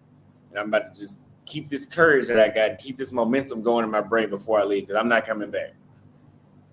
And you find yourself subconsciously doing that. It's not like you say, hey, fellas, I'm not going to hang with you anymore. You just find yourself slowly but surely gravitating to the guys that you're seeing on YouTube and stacking your money. So you're sitting up here saying, man, that $200 date that I could go on, you know what I could do in Brazil with $200? I'm sorry, baby, I can't date you no more. I'm keeping my money in my pocket. Yes. I did the same thing when LeBron's came out. I literally had them $300 pair of shoes in my hand. And I said, you know what you could do with $300, Dre, in Colombia? Man, if you don't put them shoes back on that shelf, and I put them back and never missed them. So you're 100% correct. Yes. Let's go into my man. Once again, my man, International Quiet Storm, IQ in the building. He said he's supporting, as we read before, supporting Black male media and Passport Bros, as well as my man Ethan's in the building. You better back the fuck up out my face, goddammit. I'm from Detroit, Michigan. Don't play with me. I made a mistake and hit that, but I'm gonna hit it on purpose for me in Detroit Lions. You better back the fuck up out my face, goddammit. I'm from Detroit, Michigan. Don't play with me. Don't play with me. All right, shout out to my man Ethan in the building once again. He said heading back to Cali. Yeah, we had a good time, man. We took some brothers out last night, man. Had a great time. They never expected that they would have so much fun in Cali, Colombia. Never expected. And dudes, I heard one dude say on the chat, he said, well, if they mess up Cartagena, we'll go to Cali. Come on down to Cali. I'm telling all you dudes that are Pookies and Ray Rays, come on down to Cali. Most Pookies and Ray Rays last 3 days. 3 days. Cali is a city that if don't nobody show you where to go, we got more clubs, yes. More restaurants, yes. We got 50% to 60% sisters, yes. And if don't nobody tell you where to go, you won't know. You'll be sitting up there trying to find your way around, and most of you Pookies last 3 days, and you run back to Cartagena, DR, or Medellin. So Cali, we don't never worry about y'all coming down here because y'all never stay. And the guys last night had a great time. I took them around to a few spots, and we just went from spot to spot and enjoyed ourselves. And the Ack Candy was, oh my goodness. I danced with some nice ones last night. Dudes got some footage for me. So they got some footage for me. I was like, goodness gracious, ladies. I ain't mad at you. Okay, so my man, shout out to my man Ethan and my man Jedi in the building. Shout out to you. He said, salute fellas with passports and the one who seeks it. Yes, guys, do not make getting your passport a resolution this year. Make it a requirement. Remember, you got a social security card for identification. You got an ID for identification in the States. You got your driver's license for identification in the States. There is no way in heck your fourth form of identification to where you can open up bank accounts and everything else back home in the United States, just in case you lose your ID or your driver's license, is your passport. Make sure you have your passport. It should be a part of your 4 identification packet. Shout out to you, brother. Definitely for supporting guys that have their passport and encourage them. My man Ro is in the building. Shout out to you with the $4.99. He said, what's the tattoo prices in other countries compared to the States big pieces? You know what? I don't know. And I had looked up some, and they've got some excellent artists here, but I don't know. Do you have the answer to that where you got your tat, Austin? I would say they're cheap enough for you to realize that you don't ever need to get a tattoo in the States again. I think what I paid for this tattoo I have in Texas was $350. I think this entire arm has been about $350, and it's better work than I would say. So yeah, it's probably like maybe a third of the price, a third or a fourth of the price usually. That's the one thing that Austin and I did. This tattoo was $900. This was $900 in Dallas. The guy told me, and it covers the majority of my forearm. In Thailand, it was $99. So yeah, that's 9 times cheaper. There you go, fellas. That was a good question, bro, because nobody's ever asked about the tats. And he's right. The artists down here on a whole nother level, especially around the world. Not saying anything against the artists in the States, but there's some global artists. Man, listen, they've got work that you've never seen in the States. And so, and you don't have to pay stateside prices for them. Realize when you leave the United States, your dollar is going to go a long, long way. Once again, guys, we've got our man Auston Holleman in the building. Thank you guys for the super chats. And also, I'm going to drop the link once again to his website, to his link tree, so you guys can take advantage of that. Make sure you take advantage of that. In closing, because we're going to head out, we've been here for about a good 2 hours. We don't want to keep our boy Austin too long because I know he's got some things he needs to do, and he may need to get some sleep. So at the end of the day, because the last video, you were like, man, I was up until 4 o'clock in the morning getting this footage for you guys. Oh yeah, I'll watch your live stream. Just in case you're wondering if Dre don't be watching, I'll be there, watch your live stream and editing on this end. So yeah, I'm on your team. And so at the end of the day, guys, make sure that you support Austin. In closing, do you have any words for those guys that are on the fence of traveling like you do for the first time, or even going to their first countries? What suggestion do you have? Going to your first country, and this may sound crazy, if you're going to do research, do not use Google. Use someone like Andre or myself and do consultations. Use travel guides. If you Google the security measures or what is the travel advisory to go to Tanzania, you will think you will end up in a terrorist attack, because that's what I thought. Nowhere was that in sight when I got to Dar es Salaam. The media, especially when it comes to African countries, the media will make you think that you should not be there, especially with Brazil. You would think that you would get robbed right off the plane. If you Google where to go in Rio, they said that the government does not recommend you go to like 4/5 of the entire city. That's not true. I've been to a lot of Rio. You need to book with somebody that is from where you're from, your country, that you can relate to, and that is there or has spent a lot of time there, that actually knows what they're talking about, has been there in recent time. That's so true. So true. He's absolutely correct. Do not go by. One of the things that they want you to do when it comes to your passports, and I'm going to talk about this in our book that's coming up. One of the reasons why you see commercial in the United States for everything, medication, colognes. Cologne of the night is Givenchy Gentleman. Just in case you guys are wondering what cologne I'm wearing tonight, I'm the Givenchy I like Gentleman that cologne. one. I know, right? And so they've got a commercial for everything in the States. You notice that there is no commercial for a passport.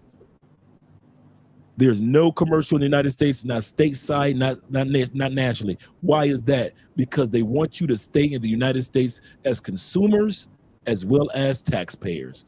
You got to stay there, fellas, as a taxpayer consumer. So the reason why they don't, so what they do is they hype up the negativity of a country, just like they say, Detroit is dangerous. Yeah, that side of Detroit is dangerous. Chicago is dangerous. Yes, that side of Chicago is dangerous. Dallas is dangerous. Yes, that side of Dallas is dangerous. But for the most part, everyday working people are not dangerous in any of these cities. So it is in other countries, guys. Once you get past watching the footage, like I always say about Colombia, I use Medellin as an example, Austin. Medellin gets 2.5 million visitors every year. Disney only gets 2.2 million visitors in Orlando every year. I used to live in Orlando.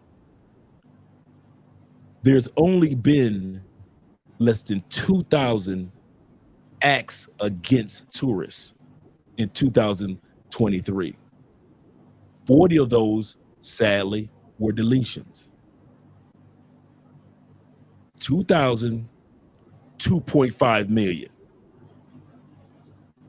They will make it seem like that 2,000 attacks on tourists is the worst thing that's ever happened in all the land to Americans. We must revoke Colombia.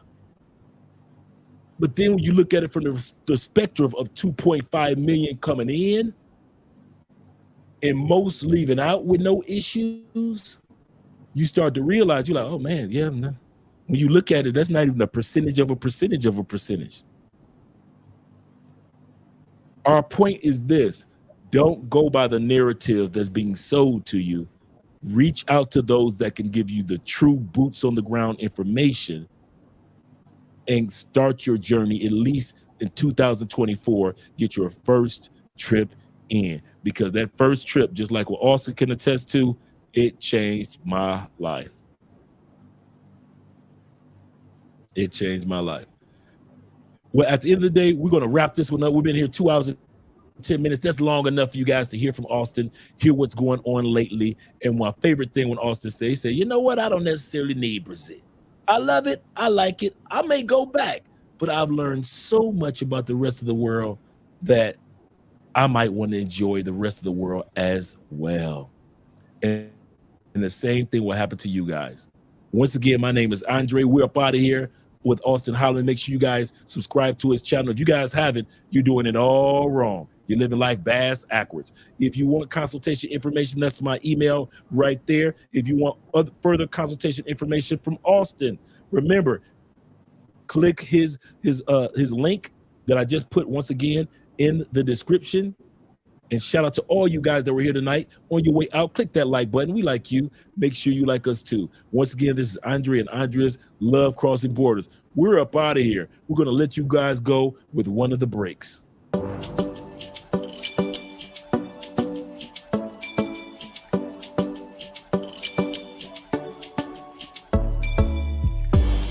Det var första gången vi möttes. Våra blickar bara möttes. Kommer du ihåg det igen? Kommer du ihåg igen? Du vill ha icy little fingers. Då du vet det chalas. All in, ingen broms, schackmatt på din vänster hand. Du är så viktig baby. Ja, du är allians. Du är försiktig baby. Men du gav mig en chans. Det är 50-50 baby. Men det är balans. Jag växlar upp med dig baby. Ingen annan. Det var fan ingen dans på någon ros innan jag träffade någon som dig. Som dig, baby.